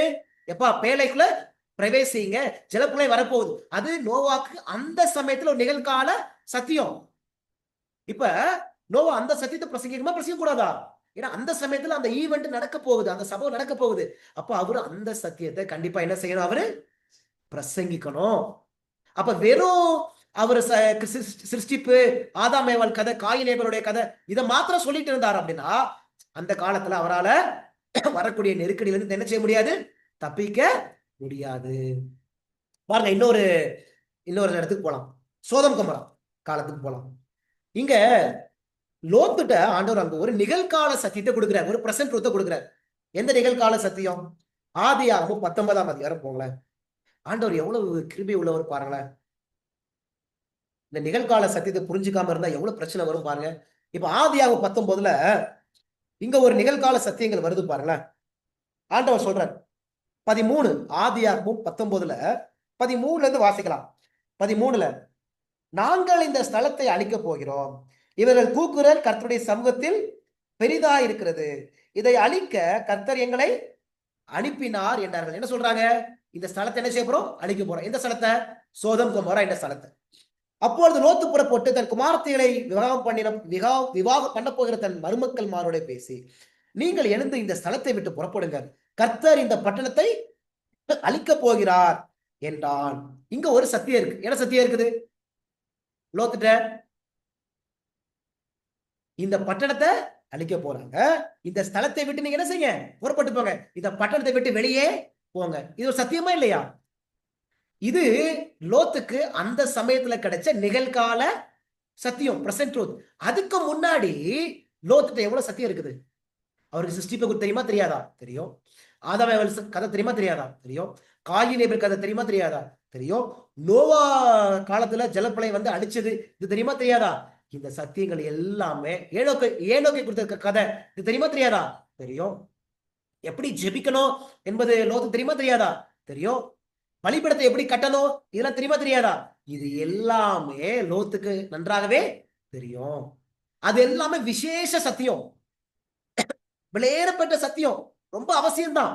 ஆனா இப்ப ரொம்ப முக்கியமான ஒரு சத்தியம் அந்த அந்த சமயத்துல அந்த காலத்திற்கு ஏற்ற ஒரு சத்தியம் கிடைக்குது. என்ன சத்தியம்? அந்த காலத்துக்கு ஏற்ற சத்தியம், நீங்க சோதம் கொமோரா விட்டு நீங்க என்ன செய்யணும்? வெளியில போகணும். அப்ப ரெண்டு சத்தியங்கள் அங்க காணப்படுதுங்களா இல்லையா? ஒரு விசேஷ விலையேறப்பட்ட சத்தியங்கள் ஒண்ணு இருக்குது, இன்னொன்னு பிரசன்ட் ட்ரூத். அந்த காலத்துக்கு ஏற்ற ஒரு சத்தியம் அங்க லோத்துக்கு அந்த சமயத்துல கிடைக்குது. அப்ப அந்த சத்தியத்துக்கு உடனே லோத் என்ன செய்யணும்? செவி கொடுக்கணும். இன்னொன்னு பாருங்களேன், இன்னொரு 3வது உதாரணம் பார்க்கலாம். எரேமியா புஸ்தகம் போலாம். எரேமியா புஸ்தகத்துல நீங்க ஆண்டவருங்க என்ன சொல்றாரு பாருங்களேன். எரேமியா புஸ்தகத்துல நீங்க ஆண்டவர் ஒரு காரியத்தை சொல்றாரு. 29ஆம் அதிகாரம் போங்க. 29ஆம் அதிகாரம், எரேமியா புஸ்தகம் 29ஆம் அதிகாரம் போங்க. 4வது வசனம் பாருங்க. 4வது வசனத்துல இருந்து படிக்க போறோம்.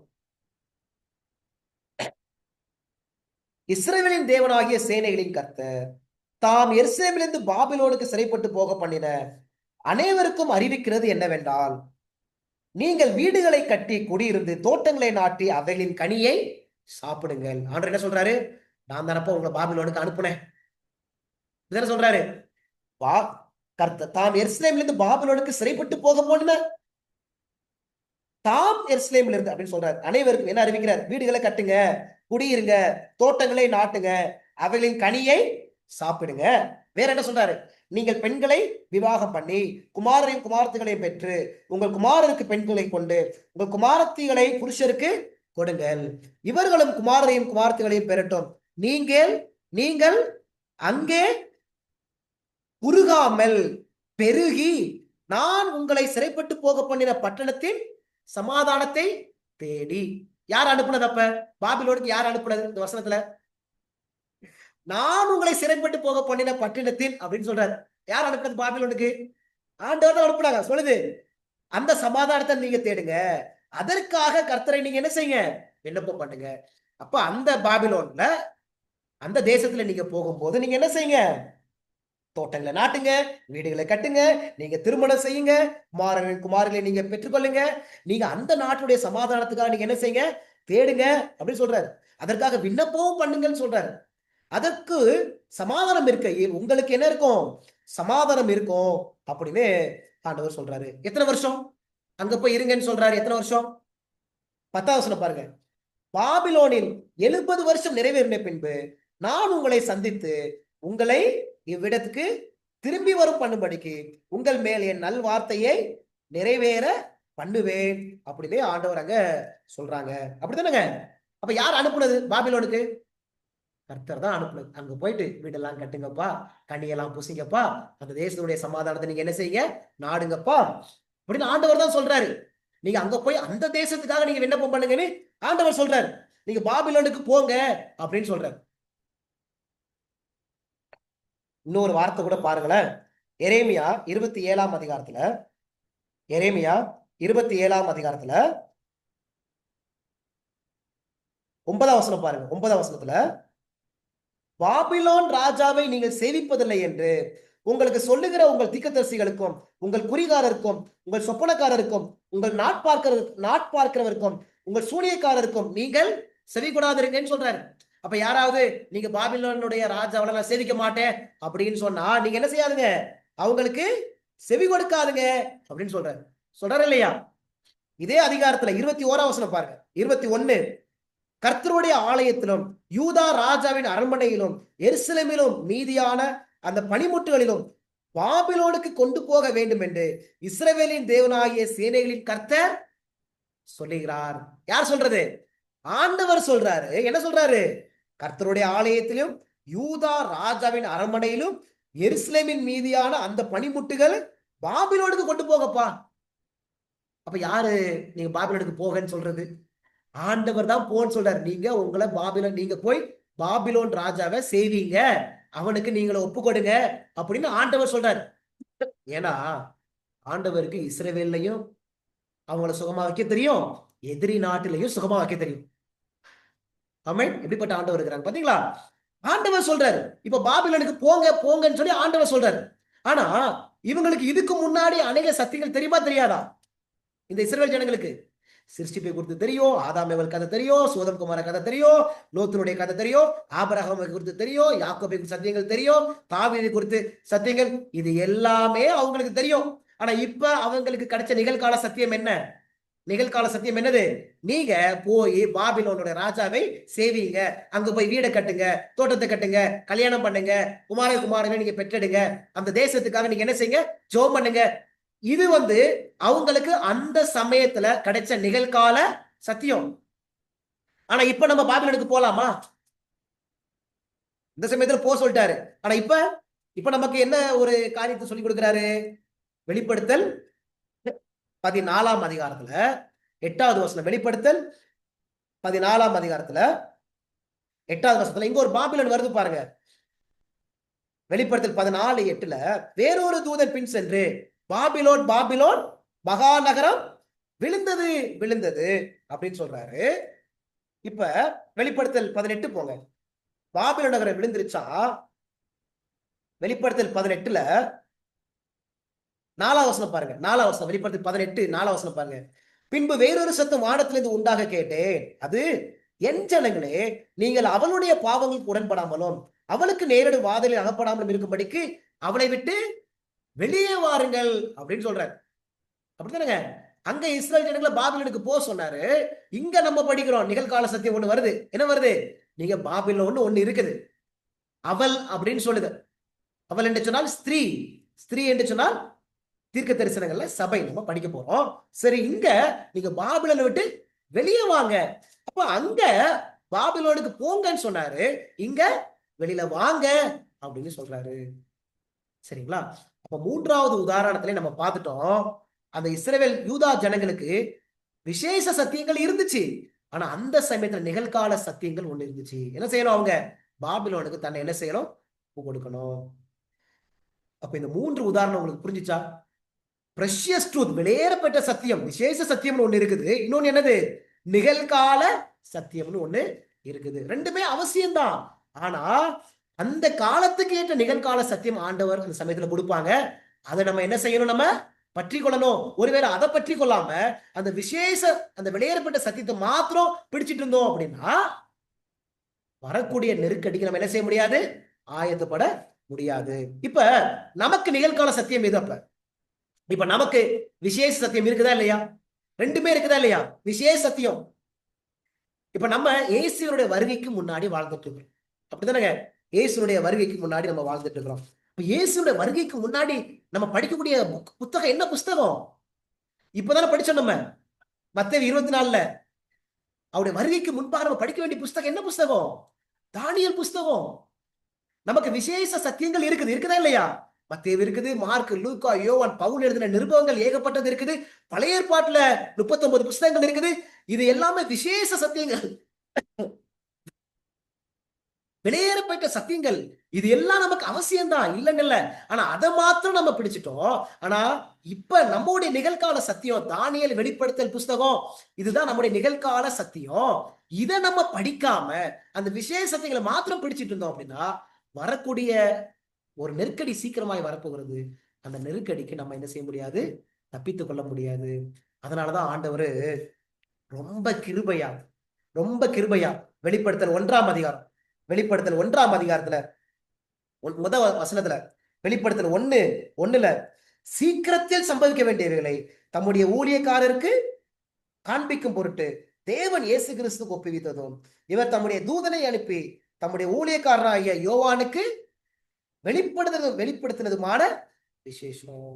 சீக்கிரமா ஏதோ காரியம் சம்பவிக்க போதுங்களா, அதனால சீக்கிரமா போய் என்னுடைய பிள்ளைங்களுக்கு போய் காண்பிப்பா அப்படின்னு சொல்லிட்டு ஆண்டவர் என்ன செய்யறாரு? இந்த தூதை நமக்கு அனுப்புறாரு.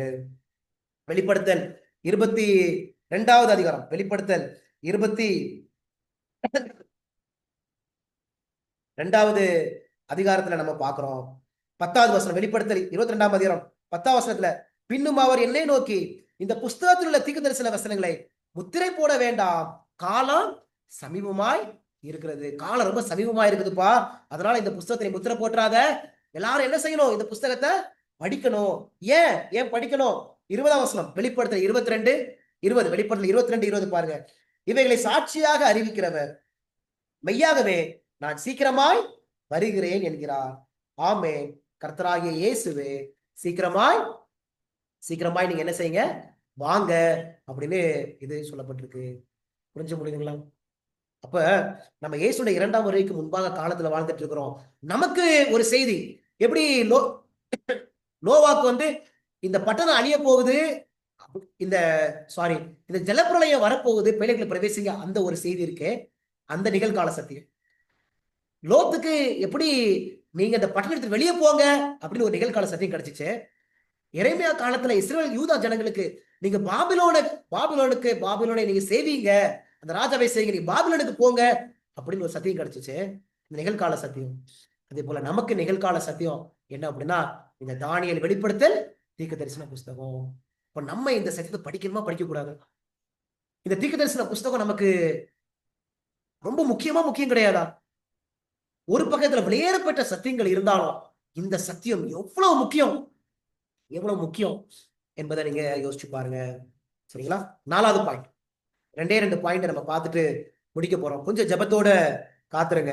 4வது பாயிண்ட் என்னன்னு பார்க்கலாம்.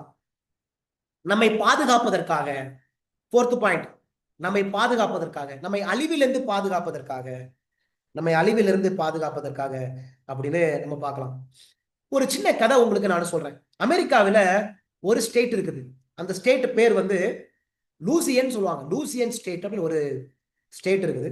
அந்த ஸ்டேட்ல ஒரு இடம் பேரு நியூ ஆர்லியன்ஸ். நியூ ஆர்லியன்ஸ் ஒரு இடம். அந்த இடத்துல ஆகஸ்ட் மாசம் 23ஆம் தேதி 2005வது ஆண்டுல ஒரு புயல் வந்துச்சு. ஆகஸ்ட் மாசம் 23ஆம் தேதி 2005ஆம் ஆண்டுல ஒரு பெரிய ஹரிக்கேன், ஒரு பெரிய சுழல் காற்று, ஒரு பெரிய ஜலம் என்ன செஞ்சுச்சு அந்த சமயத்துல வந்துச்சு. இந்த ஆகஸ்ட் 23ஆம் தேதி 2005ல வர்றதுக்கு முன்னாடியே அந்த ஸ்டேட்ல இருந்த நபர்களுக்கு, லூசியா அந்த ஸ்டேட்ல இருந்த ஒவ்வொரு மாநிலத்துக்கு ஒவ்வொரு பிள்ளைங்களுக்கும் செய்தியை பரப்புனாங்களாம். இந்த மாதிரி என்ன வரப்போகுது, ஒரு பெரிய அழிவு வரப்போகுது, அழிவு வரப்போகுது, எல்லாரும் அந்த இடத்தை விட்டு கிளம்பி போயிருங்க அப்படின்னு அங்கங்கேயும் அறிவிப்புகள் போட்டாங்களாம். ஆனா என்ன நடச்சு தெரியுமா? ஒரு சில பேரு ரொம்ப பிடிவாதமா இருந்தாங்களாம். பிடிவாதமா. ஒரு சில பேரு சந்தேகம், இதெல்லாம் வருமா, இதெல்லாம் வருமா, எங்க வரப்போகுது அப்படின்னு இருந்தாங்களாம். ஒரு சில பேர் அப்படியே புறக்கணிச்சாங்களாம். என்ன நடந்துச்சு தெரியுமா? அந்த பெரிய சூறைக்காற்று வந்துச்சு, பெரிய புயல் வந்துச்சு. எத்தனை பேர் மரிச்சு போனாங்க தெரியுமா? 1392 பேரு 92 பேரு மரிச்சு போனாங்க. ஆனா இந்த புயல் காற்று இதெல்லாம் வர்றதுக்கு முன்னாடியே அங்க ஆண்டவர் என்ன செஞ்சாங்க? தீர்க்க தரிசனமாக, அதாவது வரப்போகிற அழிவுக்கு முன்பாக இவங்களை காப்பாற்றுவதற்காக, எப்ப இதெல்லாம் வரப்போகுதுப்பா, எல்லாம் தப்பித்துக் கொடுங்கப்பா அப்படின்னு ஒரு செய்தி அங்க கொடுக்கப்பட்டுச்சு. எதுக்கு? எப்படியாவது இவங்களை காப்பாற்றுவதற்காக. எப்படி ஒரு ஜலப்புறை வர்றதுக்கு முன்பாக இந்த பேழையில பிரவேசிக்கப்பா ஒரு செய்தி கொடுக்கிறார்ல, எதுக்கு? இவங்களை காப்பாற்றுவதற்காக. அதே மாதிரிதான் கடைசி காலத்துல ஒரு பெரிய நெருக்கடி வரப்போகுது. எந்த நெருக்கடி வரப்போகுது? வெளிப்படுத்தல் புஸ்தகத்துல 14ஆம் அதிகாரம் போலாம். வெளிப்படுத்தல் புஸ்தகத்துல 14ஆம் அதிகாரம் 9வது வசனம். வெளிப்படுத்தல் புஸ்தகம் 14 9வது வசனம் 10வது வசனத்தை படிக்க போறோம் பாருங்களேன். 14 9 10. அவர்களுக்கு பின்னே 3ஆம் தூதன் வந்து மிகுந்த சத்தமிட்டு மிருகத்தையும் அதன் சொரூபத்தையும் வணங்கி தன் நெற்றியிலாவது தன் கையிலாவது அதன் முத்திரையை தரித்துக் கொள்கிறவன் எவனோ அவன் தேவனுடைய கோபாக்கினைய பாத்திரத்திலே கலப்பில்லாமல் வார்க்கப்பட்ட அவருடைய உக்கிரமாகிய மதுவை குடித்து பரிசுத்த தூதர்களுக்கு முன்பாகவும் ஆட்டுக்குட்டியானுக்கு முன்பாகவும் அக்கினியினாலும் கந்தகத்தினாலும் என்ன செய்வான்? வாதிக்கப்படுவான். இப்ப இங்க 9ஆம் வசனத்துல ஆண்டவர் சொல்றாரு, ஒரு மிருகத்தின் முத்திரையை குறித்து ஆண்டவர் எச்சரிக்கிறார். அப்படித்தானே இருக்குதுங்களா? ஒரு மிருகத்தின் முத்திரையை இந்த வசனம் சொல்லுது, யாரு இந்த மிருகத்தின் முத்திரையை தரித்துக் கொள்றாங்களோ என்ன நடக்குமா? அவங்க தேவனுடைய கோபாக்கினை என்ன செய்வாங்க? அவங்க பெறுவாங்க. தேவனுடைய கோபாக்கினா என்ன? வெளிப்படுத்தல் 15 முதல் வசனம். வெளிப்படுத்தல் 15 முதல் வசனம் பாருங்களேன். பின்பு வானத்திலே பெரிதும் ஆச்சரியமான வேறொரு அடையாளமாகிய கடைசியான 7 வாதைகளுடைய 7 தூதரை கண்டு அவைகளால் தேவனுடைய கோபம் முடிகிறது. இருக்குதுங்களா? அப்ப தேவனுடைய கோபம்னா என்ன? 7 வாதைகள். சரிங்களா? 7 வாதைகளை வைத்து ஆண்டவர் இந்த உலகத்தை அழிக்க போறாங்க. இப்ப யாருக்கு இந்த 7 வாதைகள் வரும்? யாருக்கு வரும்? இந்த மிருகத்தின் முத்திரையை யாரு தரித்துக் கொள்றாங்களோ அவங்களுக்கு தான் அந்த 7 வாதைகள் என்ன செய்யும்? வரும். இப்ப ஆண்டவர் இந்த எப்படியாவது என் பிள்ளைங்க இந்த வாதையில அகப்பற்றக்கூடாது, இந்த மிருகத்தின் முத்திரையை வணங்கிடக்கூடாது, இதுல இருந்து தப்பித்துக் கொள்ள வேண்டும் என்பதற்காக ஆண்டவர் ஒரு காரியம் செய்யறாரு பாருங்க. ஆண்டவர் என்ன செய்யறாரு? வெளிப்படுத்தல் 7ஆம் அதிகாரம். வெளிப்படுத்தல் 7ஆம் அதிகாரம் போங்க. 7ஆம் அதிகாரத்துல 2வது வசனம் 3வது வசனம். வெளிப்படுத்தல் 7ஆம் அதிகாரத்துல 2வது வசனம் 3வது வசனத்துல பாருங்களேன். ஜீவனுள்ள தேவனுடைய முத்திரை கோலையுடைய வேறொரு தூதன் சூரியன் உதிக்கும் திசையிலிருந்து ஏறி வர கண்டேன். அவன் பூமியையும் சமுத்திரத்தையும் சேதப்படுத்துகிறதற்கு அதிகாரம் பெற்ற அந்த 4 தூதரையும் நோக்கி, நாம் நமது தேவனுடைய ஊழியக்காரரின் நெற்றிகளில் முத்திரை போட்டு தீர்மானமும் பூமியையும் சமுத்திரத்தையும் மரங்களையும் சேதப்படுத்தாதீர்கள் என்று மகா சத்தமிட்டு கூப்பிட்டான். இங்க ஒரு முத்திரை வருது. என்ன முத்திரை வருது? ஜீவனுள்ள தேவனுடைய முத்திரை. இந்த முத்திரை யாருக்கு தரிக்கப்படணும்? அவருடைய ஊழியக்காரரின் நெற்றியில என்ன செய்யப்படணும்? அது தரிக்கப்படணும். சரிங்களா? அதாவது புரியுதா? எத்தனை முத்திரை இருக்கு அப்ப கடைசி காலத்துல? மிருகத்தின் முத்திரன் ஒண்ணு இருக்குது, தேவனுடைய முத்திரன் ஒண்ணு இருக்குது. இந்த மிருகத்தின் முத்திரையை யாரு வணங்குறாங்களோ, தரித்துக் கொள்றாங்களோ அவங்க மேல என்ன வரும்? தேவனுடைய கோபம். தேவனுடைய கோபம்னா என்னது? அந்த 7 வாதைகள்.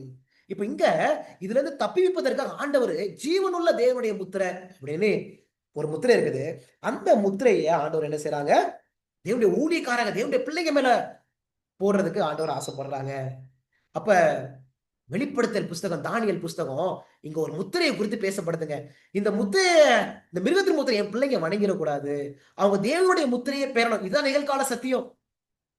இது நம்ம காலத்துக்குரிய நிகழ்கால சத்தியம். எப்படி நோவா காலத்துக்கு அங்க பேலை இருந்துச்சோ, உள்ள பிரவேசிங்க, சோதம் குமார காலத்துல நகரத்தை விட்டு போங்க, அது மாதிரி நமக்குரிய நிகழ்கால சத்தியம் என்னது, இந்த முத்திரையை நம்ம பெற்றக்கூடாது, என் பிள்ளைங்க தப்பிக்கப்பட்டுறணும், என் பிள்ளைங்க என்னுடைய கோபத்துல அவங்க மாட்டிடக்கூடாது அப்படின்னு சொல்லி தேவன் நம்மை காப்பாற்றுவதற்காக இங்க ஒரு நிகழ்கால சத்தியத்தை தேவன் நமக்கு என்ன செய்றாங்க, வச்சிருக்கிறாங்க. சரிங்களா? அப்ப இது முக்கியம் கிடையாதா?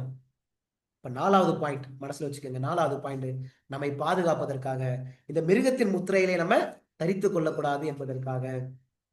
சரிங்களா? எனக்கு ஒரு கதை ஞாபகம் வருது, நீங்க எழுதி வச்சுக்கோங்க. 1 ராஜாக்கள் 22ஆம் அதிகாரத்துல இந்த கதை இருக்குது. 1 ராஜாக்கள் 22ஆம் அதிகாரத்துல மிகாயா அப்படின்னு ஒரு தீர்க்கதரிசி இருந்தார். அந்த தீர்க்கதரிசி எப்போதுமே ஆண்டவர் என்ன சொல்றாரோ அதுதான் சொல்லுவாரு. 1 ராஜாக்கள் 22ஆம் அதிகாரத்துல நீங்க வீட்டுல போய் படிச்சு பாருங்க. 14வது வசனத்துல இருந்து படிச்சு பாருங்க, 14ல இருந்து 35ஆம் வசனம் வரைக்கும். அந்த சமயத்துல இஸ்ரவேலை ஆண்டு கொண்டு வந்தாரு யார் அப்படின்னா ஆகாப். இப்ப இந்த ஆகாப்பு இந்த மிகாயாவை கூப்பிடுவார், எப்பா நான் இந்த யுத்தத்துக்கு போறேன், இந்த யுத்தத்துல நான் ஜெயிப்பனா ஜெயிக்க மாட்டானா தோப்பனான்னு சொல்லுவார். மிகாயா என்ன சொல்லுவாரு, நீ யுத்தத்துக்கு போனா நீ அழிஞ்சு போயிருவப்பா, செத்து போயிருவப்பா அப்படின்னு சொல்லிடுவாரு. உடனே மிகாயை பிடிச்சி எங்க போட்டுருவாங்க, ஜெயில போட்டுருவாங்க. ஆனா ஆகாப்பு துணிகரமா அந்த யுத்தத்துக்கு போவாரு. அவர் என்ன செஞ்சிருவாரு, அவரு செத்து போயிருவாரு. நீங்க படிச்சு பாருங்க. ஒரே ஒரு வசனம் மட்டும், 1 ராஜாக்கள் 22ல 35வது வசனம் பாருங்களேன். 1 ராஜாக்கள் 22வது அதிகாரத்துல 22ஆம் அதிகாரத்துல 35ஆம் வசனம், 35ஆம் வசனம். அன்றைய தினம் யுத்தம் அதிகரித்தது, ராஜாவை சீரியருக்கு எதிராக ரதத்தில் நிறுத்தி வைத்தார்கள். சாயங்காலத்தில் அவன் இறந்து போனான், காயத்தின் ரத்தம் ரதத்தின் தட்டிலே வடிந்தது அப்படின்னு பாக்குறோம். இப்ப இந்த ஆகாப்பை காப்பாற்றுறதுக்கு ஆண்டவர் முயற்சி செஞ்சாரா இல்லையா? இவரை காப்பாற்றதா அதுக்கு முன்னாடி ஆண்டவர் யார் அனுப்பி பேசினாரு, மிகாயாவை அனுப்பி ஆண்டவர் வந்து சொன்னாரு, அப்பா வேண்டாப்பா, அந்த யுத்தத்துல நீ தோல்வி கண்டுருவ, செத்து போயிருவப்பான்னு சொன்னாரு. ஆனா ஆகாப்பு துணிகரமா இல்ல, தீர்க்க தரிசனத்தை ஆண்டவர் எது கொடுக்குறாரு, அப்ப எப்படியாவது இந்த ஆகாப்பை காப்பாற்றணும்னு நினைச்ச மாதிரி நம்மளையும் காப்பாற்றதா ஆண்டவர் நினைக்கிறாரு. ஆனா அதெல்லாம் தீர்க்க தரிசனம் படிக்க மாட்டேன், அது போர்ட்ல கிடக்கட்டும், நான் ஏன் இஷ்டத்துக்கு துணிகரமா நான் போவேன் அப்படின்னா அந்த அழிவுல இருந்து நம்ம என்ன செய்ய முடியாது, தப்பிக்கவே முடியாது. யோனா காலத்துல நினைவே பட்டணத்தாருக்கு ஒரு தீர்க்க தரிசனம் கொடுக்கப்பட்டுச்சா இல்லையா? என்ன தீர்க்க தரிசனம், 40 நாள்ல நினைவே கவிழ்க்கப்பட்டுரும். ஆனா என்ன நடந்துச்சு, அவங்க உடனே என்ன செஞ்சாங்க, ரெட்டு உடுத்தி உபவாசம் இருந்து கர்த்தரை தேடினாங்க. தேடினதுனால என்ன நடந்துச்சு, அந்த அழிவுல இருந்து காப்பாற்றப்பட்டாங்க. உங்களுக்கு புரியுதா? அப்ப ஆகாபு சம்பந்த தீர்க்க தரிசனத்தை அலட்சியமாக எண்ணதுனால என்ன நடந்துச்சு, அவங்க அழிஞ்சு போனாரு.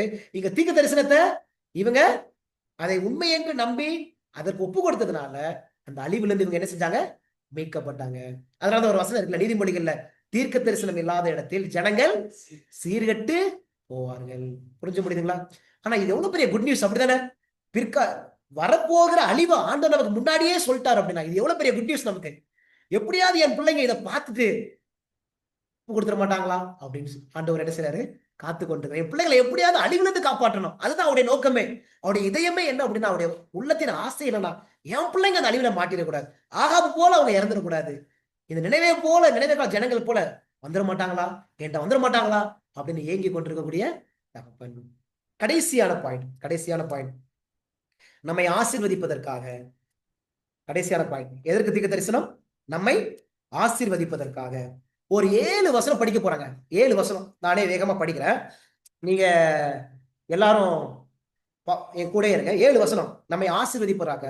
வெளிப்படுத்தல் புஸ்தகத்துல இந்த பாக்கியவான்களா இருப்பீர்கள், பாக்கியவான்கள் சொல்லி எத்தனை முறை சொல்லப்பட்டிருக்கு தெரியுமா? நீங்கள் பாக்கியவான்கள் அப்படின்னு. சரி பார்க்கலாம். வெளிப்படுத்தல் 1:3 இந்த வசனங்களை வாசித்து நம்ம முடிக்க போறோம். வெளிப்படுத்தல் 1:3 பாருங்க. இந்த தீர்க்க தரிசன வசனங்களை வாசிக்கிறவங்களும் கேட்கிறவர்களும் இதில் எழுதியிருக்கிறவர்களை கை கொள்கிறவர்களும் பாக்கியவான்கள், காலம் சமீபமா இருக்கிறது. என்ன சொல்றாரு ஆண்டவரு, இந்த வெளிப்படுத்தி கிருஷ்ண புஸ்தகத்தை நம்ம வாசிச்சோம் அப்படின்னா, அதை கேட்டோம் அப்படின்னா, எழுதியிருக்கிறவர்களை கை கொண்டோம் அப்படின்னா நம்ம யாரா? பாக்கியவான்கள். பாக்கியவான்கள். பாருங்க, வெளிப்படுத்தல் 14ஆம் அதிகாரம் போங்க.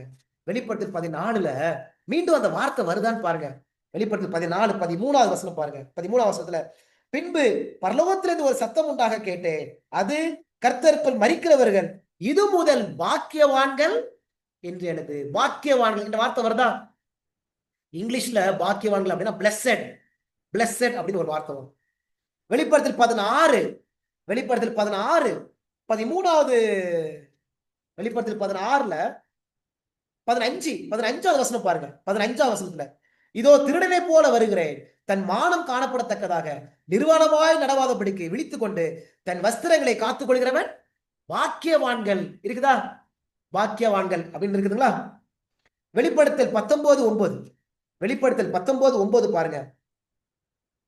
19:9, பின்னும் அவர் என்னை நோக்கி, ஆட்டுக்குட்டியானவரின் கல்யாண விருந்துக்கு அழைக்கப்பட்டவர்கள் பாக்கியவான்கள் என்று எழுது. இருக்குதுங்களா? பாக்கியவான்கள் என்று எழுது. வெளிப்படுத்தல் 20:6வது வசனம். வெளிப்படுத்தல் 20:6வது வசனம் பாருங்களேன். முதலாம் உயிர்த்தெழுதலுக்கு பங்குள்ளவன் பாக்கியவானும் பரிசுத்தவானுமா இருக்கிறான். பாக்கியவானும் பரிசுத்தவானுமா இருக்கிறான். இருக்குதா? பாக்கியவான்கள் இருக்குதா? வெளிப்படுத்தல் 22:7 வெளிப்படுத்தல் 22:7 பாருங்களேன். இதோ சீக்கிரமாய் வருகிறேன், இந்த புஸ்தகத்தில் உள்ள தீர்க்கதரிசன வசனங்களை கை கொள்கிறவன் பாக்கியவான். இருக்குதா? பாக்கியவான் என்ற வார்த்தை வருதா? பாருங்களேன், கடைசி ஒரு வசனம் பாருங்க. வெளிப்படுத்தல் 22:14 வெளிப்படுத்தல் 22:14 பாருங்களேன். ஜீவ விருட்சத்தின் மேல் அதிகாரம் உள்ளவர்கள் ஆவதற்கும் வாசல் வழியாய் நகரத்துக்குள் பிரவேசிப்பதற்கும் அவருடைய கற்பனைகளின்படி செய்கிறவர்கள் பாக்கியவான்கள். பாக்கியவான் எத்தனை முறை வந்திருக்கு? இப்ப 7 முறை இந்த வார்த்தை வந்திருக்கு. இதே பாக்கியவான்கள் பாக்கியவான் என்ற வார்த்தை எங்க இருக்குது பைபிள்ல? வேற இடத்துல எங்க இருக்குது பைபிள்ல? சங்கீதம். முடிச்சிடலாம். சங்கீதத்துல இருக்கு. சங்கீதத்துல, சரிங்களா? இன்னொரு இடத்துல இருக்கு. மத்தேயு புஸ்தகத்துல 5ஆம் அதிகாரத்துல ஆண்டவர் சொல்லுவார்ல, ஆவியில் எளிமை உள்ளவர்கள் பாக்கியவான்கள், துயரப்படுகிறவர்கள் பாக்கியவான்கள், சாந்த குணமுள்ளவர்கள் பாக்கியவான்கள், நீதியின் மேல் பசிதாகம் உள்ளவர்கள் பாக்கியவான்கள், இரக்கம் உள்ளவர்கள் பாக்கியவான்கள். பாத்தீங்களா? மத்தேயுல சொல்லப்பட்ட அதே சுவிசேஷம் இங்க வெளிப்படுத்தல இருக்குதா இல்லையா? எவ்வளவு அழகா ஆண்டவர் நம்ம கொடுத்துட்டாரு பாத்தீங்களா? நம்மள இங்கிலீஷ்ல பிளஸட், ஆசீர்வதிக்கப்பட்டவங்கன்னு அர்த்தம். பாக்கியவான்கள் அப்படின்னா ஆசீர்வதிக்கப்பட்டவங்க. இப்ப யாரெல்லாம் இந்த தானியல் வெளிப்படுத்தல் புத்தகத்தை படிக்கிறாங்களோ, வாசிக்கிறாங்களோ, கேட்கிறாங்களோ, கை கொள்றாங்களோ, இவங்கெல்லாம் யாரு? அவங்களாம் ஆசீர்வதிக்கப்பட்ட பிள்ளைங்க. இந்த கடைசி காலத்துல இந்த புஸ்தகத்தை வாசிக்கிறவங்களை ஆசீர்வதிக்க வேண்டும் என்று சொல்லி கர்த்தர் விரும்புகிறார். என் பிள்ளைங்க ஆசீர்வாதமா இருக்கு. கடைசி காலத்துல வாழக்கூடிய என் ஜனம் ஆசீர்வாதமா இருக்கு. அதுக்கு ஆண்டவர் சொல்றாரு, புஸ்தகத்தை வாசிப்பா, நீ வாசிச்சா உனக்கு பிளெஸிங் பா, இதை வாசிச்சா உனக்கு ஆசீர்வாதம் பா. நம்மை ஆசீர்வதிக்க விரும்பக்கூடிய தேவன் ஒரு அன்பின் புஸ்தகத்தை, ஒரு குட்டி சுவிசேஷத்தை ஆண்டவர் நமக்காக என்ன சொல்லிருக்கிறாரு? இங்க வைத்திருக்கிறாரு. எனக்கு பிரியமான தேவனுடைய பிள்ளைகளே, இந்த புஸ்தகம் ஒரு ஆசீர்வாதமான புஸ்தகம். சாத்தா நம்மளை ஏமாத்தி வச்சிருக்கிறான். ஐயோ, இந்த புஸ்தகம் படிச்சா நமக்கு ஏதோ பெரிய ஆபத்துன்னு இருக்க போகுது, எனக்கு ரொம்ப பயமா இருக்குது, இந்த புஸ்தகத்தை திறக்கவே மாட்டேன், எனக்கு பிடிச்சதெல்லாம் மத்தேயு, மார்க்கு, லூக்கா, யோவான் தான். ஆனா ஆண்டவர் அந்த சுவிசேஷத்தை அப்படியே அழகா லட்டு மாதிரி அன்பா எளிமையா போட்டு வச்சிருக்கிறாருங்க. பெரிய ஆசீர்வாதத்தை வச்சிருக்காருங்க. இந்த ஆசீர்வாதத்தை நம்ம பெற்றக்கூடாது என்பதற்காக தான் சாத்தான் திறந்துராத. இன்னொரு பேர் கூட சொல்றான் சாத்தான். இந்த தானியேல் வெளிப்படுத்தல் புஸ்தகம்னா அது முத்திரை போட்ட புஸ்தகம், அது நமக்கு கிடையாது. ஆனா இப்ப நம்ம வெளிப்படுத்தல படிச்சோம் 22ஆம் அதிகாரத்துல, இந்த புஸ்தகத்தை நீ முத்திரை போடக்கூடாது சொன்னாரா இல்லையா? தானியேல், உங்க எல்லாருக்கும் ஒரு ஹோம்வொர்க். தானியேல் 12ஆம் அதிகாரத்துல ஆண்டவர் அங்க முத்திரை போடுன்னு சொல்லுவாரு. எதை முத்திரை போட சொல்றாரு? இதான் ஹோம்வொர்க் உங்க எல்லாருக்கும். இந்த ஹோம்வொர்க்கை நீங்க குறித்து வைத்துக் கொள்ளுங்க. வெளிப்படுத்தல் புஸ்தகத்துல, வெளிப்படுத்தல் 22ஆம் அதிகாரத்துல 10வது வசனத்துல, இந்த புஸ்தகத்துல தீர்க்கதரிசன வசனங்களை முத்திரை போட வேண்டாம், ஏன்னா காலம் சமீபமா இருக்கிறது அப்படின்னு சொல்லிடுவார் வெளிப்படுத்தல் 22ல. ஆனா தானியேல் புஸ்தகத்துல நீங்க 12ஆம் அதிகாரத்துல நீங்க படிச்சு பாத்தீங்க அப்படின்னா, சரிங்களா, 12வது அதிகாரத்துல அங்க நாலாவது வசனம் படிச்சு பாத்தீங்கன்னா, முடிவு காலம் மட்டும் இந்த வார்த்தைகளை புதிய பொருளாக வைத்து வைத்து இந்த புஸ்தகத்தை முத்திரை போடுன்னு சொல்வார்.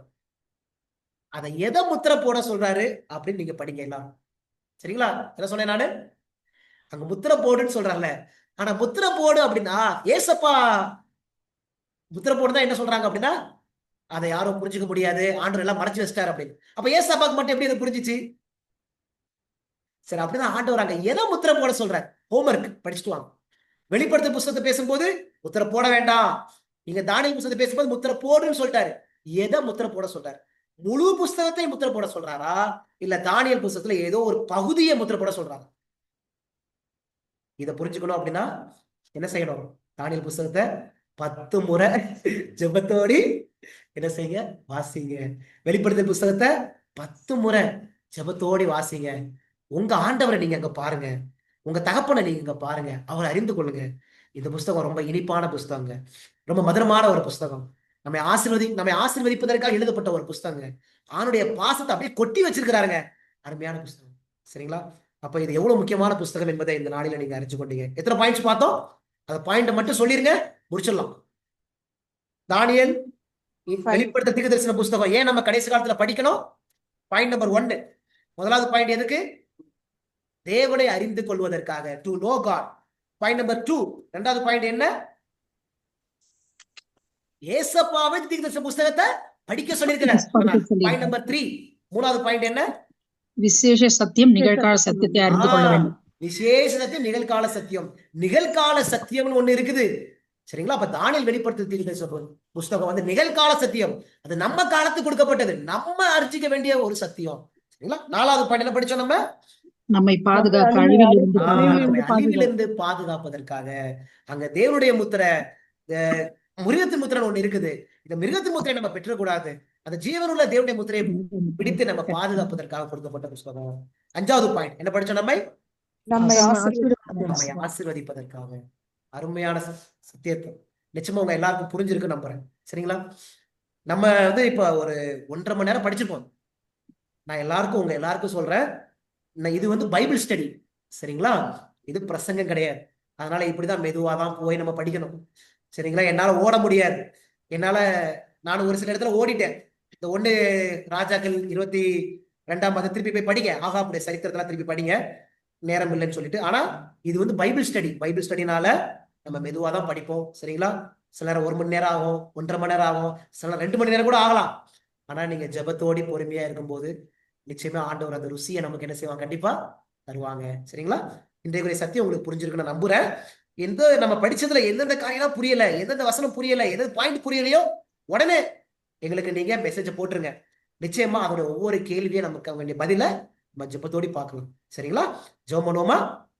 ஜெபம் பண்ணலாம். எங்கள் அன்பின் தகப்பனே, இந்த நாளுக்குரிய சத்தியத்தை நாங்கள் புரிந்து கொள்வதற்கு எங்களுக்கு நீங்க உதவி செஞ்சதுக்காக நன்றி ஆண்டவரே. எங்களுக்கு நீங்க பொறுமையை கொடுத்ததுக்காக ஸ்தோத்திரம்ப்பா. நாங்க கொஞ்ச நேரம், ஒரு 1.5 மணி நேரத்துக்கு மேல நாங்க உட்கார்ந்து படிப்பதற்கு அந்த பொறுமை, அந்த சாதத்தை எங்களுக்கு தந்ததுக்காக ஸ்தோத்திரம். ரொம்ப நன்றி ஆண்டவரே. இந்த சத்தியத்தை நாங்க புரிஞ்சுக்கணும் ஆண்டவரே. இது எவ்வளவு முக்கியமான சத்தியம், எங்க காலத்துக்காக, எங்களுக்காக கொடுக்கப்பட்ட சத்தியம்ப்பா.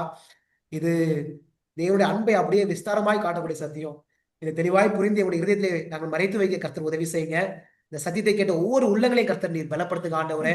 நாங்க இதை வெறும் அறிவுக்காக மாத்திரம் படிக்காதபடி தேவனை அறிந்து அவரு கிறிஸ்து எங்களுக்குள்ளாக உருவாகணும் ஆண்டவரே.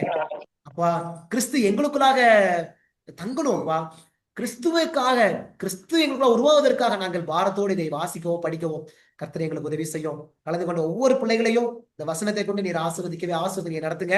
மீண்டுமாய் அடுத்த வாரம் நாங்கள் சேர்ந்து படிக்க கர்த்தர் எங்களுக்கு உதவி செய்ய வேண்டுமாய் இயேசுவின் வழியாய் நாங்கள் ஜெபிக்கிறோம் நல்ல பிதாவே. ஆமென். என் ஆத்துமாவே கர்த்தரை ஸ்தோத்திரி, என் முழு உள்ளத்தோடு நாமத்தை ஸ்தோத்திரி. என் ஆத்துமாவே கர்த்தரை ஸ்தோத்திரி, அவர் செய்த ஆமென்.